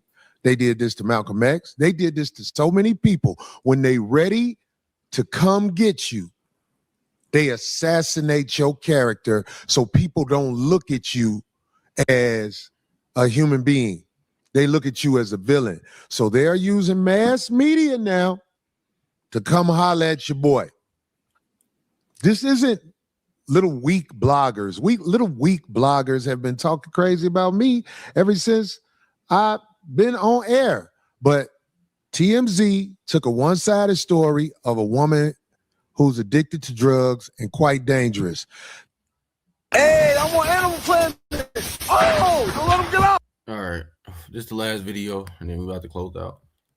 I just watched an episode of Corey Holcomb's podcast where he's asking his audience to help him get a convicted PDF released from prison. Okay, that right there, nigga, you on some wild shit. You trying to get a convicted pedophile out of jail, and you want them on the fucking streets? You want really, nigga? Nigga, you need to get fucking locked up. You want that PDF file out of prison so he can hurt more fucking children? So Corey Holcomb starts this podcast with a message from R. Kelly. So R. Kelly and Corey Holcomb are apparently cool. R. Kelly and Corey Holcomb is so cool that R. Kelly gave Corey Holcomb a call to disseminate misinformation and information to the public. And Corey Holcomb went along with it. Now, Corey Holcomb bought whatever R. Kelly was selling so much that Corey Holcomb began an initiative to get R. Kelly released from prison.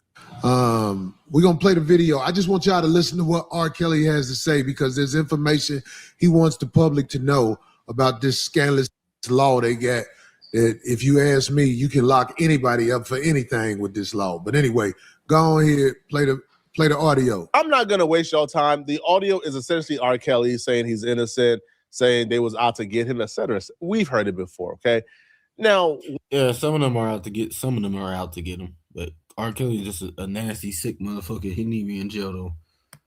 Wanting R. Kelly free ain't really a new phenomenon. I feel like a lot of people probably have that opinion until you go and read what R. Kelly actually did.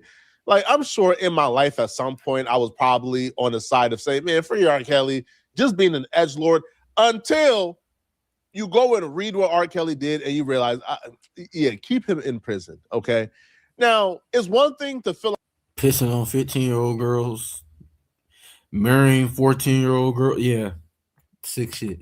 Like R. Kelly is innocent and you want him released, but it's another to completely misrepresent what R. Kelly was convicted of in an attempt to manipulate your audience to make a call to the people involved, in the words of Corey Holcomb, to get R. Kelly released. Corey Holcomb lies to his audience, misrepresent the facts of his case, and completely misrepresent what R. Kelly was convicted of in an attempt to manipulate and trick his audience to get this convicted PDF released. All right, the elephant in the room. I played those phone calls from the brother R. Kelly, and I feel good about letting my man get a chance to speak his mind and say what he have to say, because when I heard him speak and talk about things, I was like, yo, this is something that the people need to hear. I mean, most people have an open mind about it, but some people say what they want to say. But listen to me. We are in trouble as Black people in America, as we have been since they kidnapped us and brought us out here. Listen to what I'm telling y'all. A lot of people had a misconception about what R. Kelly was in jail for. What's about to follow is a lie, a vicious lie that I've seen retold and disseminated by a lot of abuse sympathizers like Corey Holcomb. Now, I believe that at some point I probably would have believed something like this before if I didn't do my own research. But I've seen this. Oh, did the like, share, subscribe, people? Oh, goddamn. Hold on, y'all. That by accident.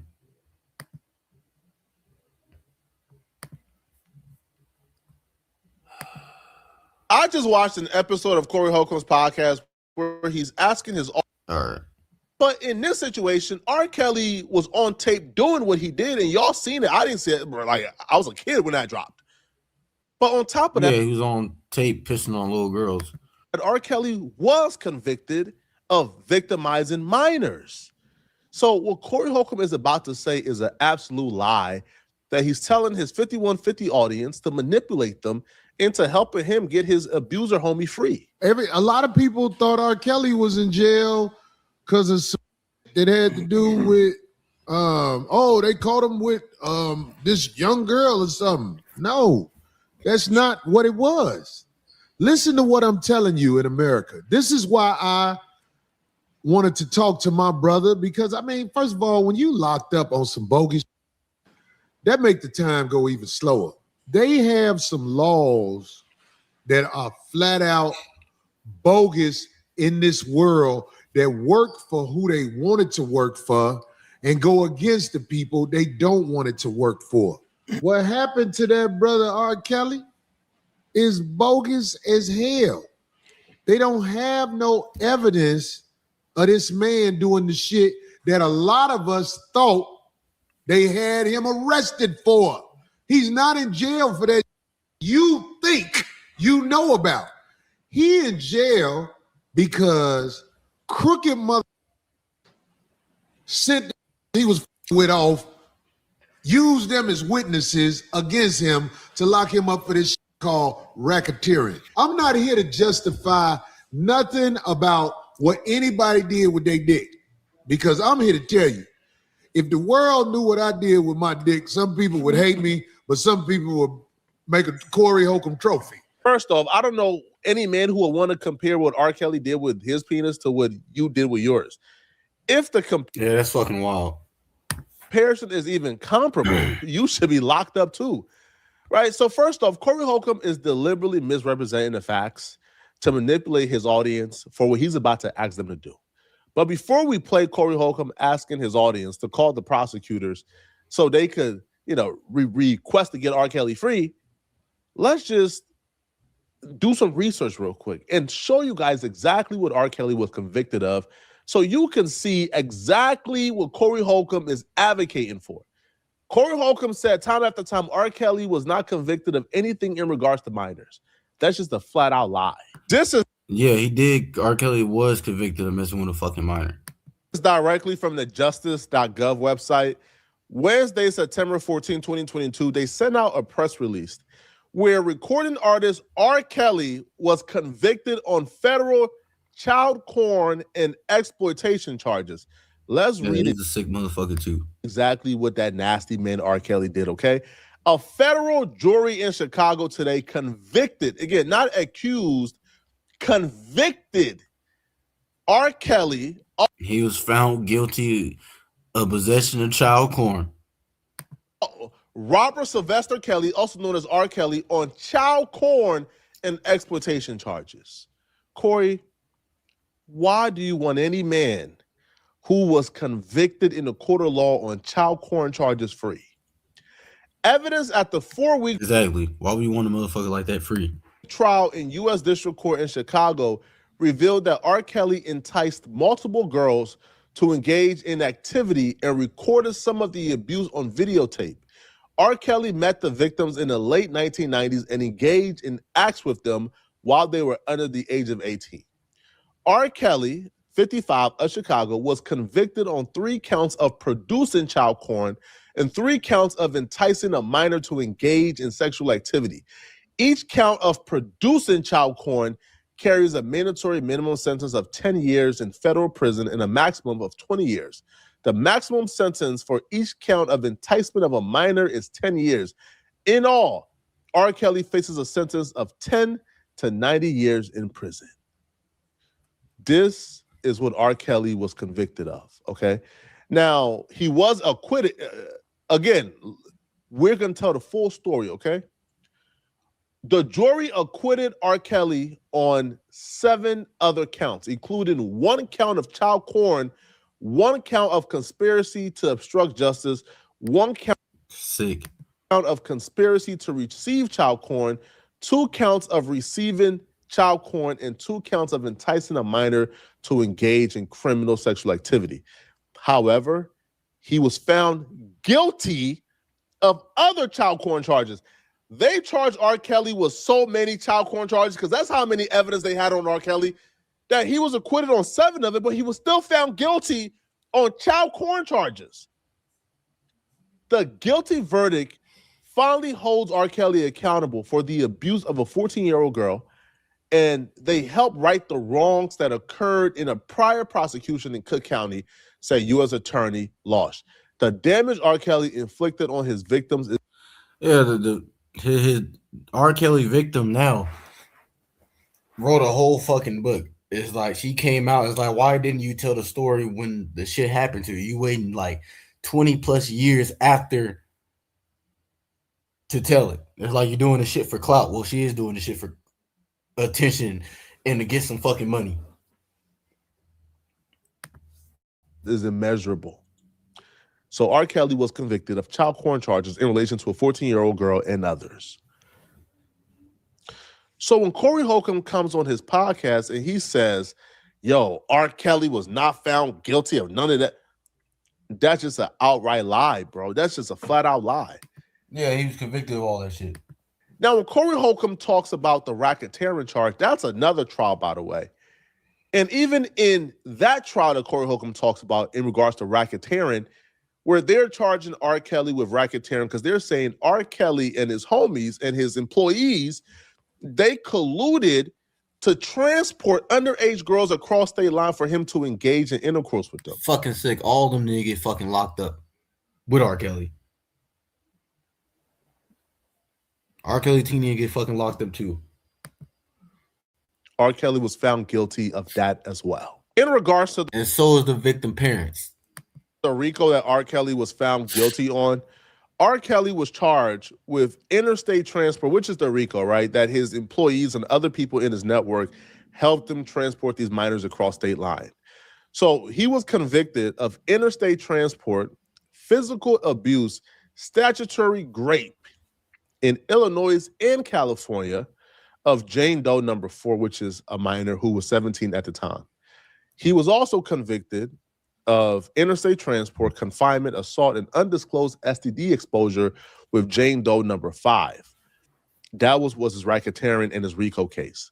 So yes, R. Kelly was convicted of messing with minors in that racketeering and RICO case. Corey, you are helping your audience. No, you're manipulating your audience like you're just outright lying to them.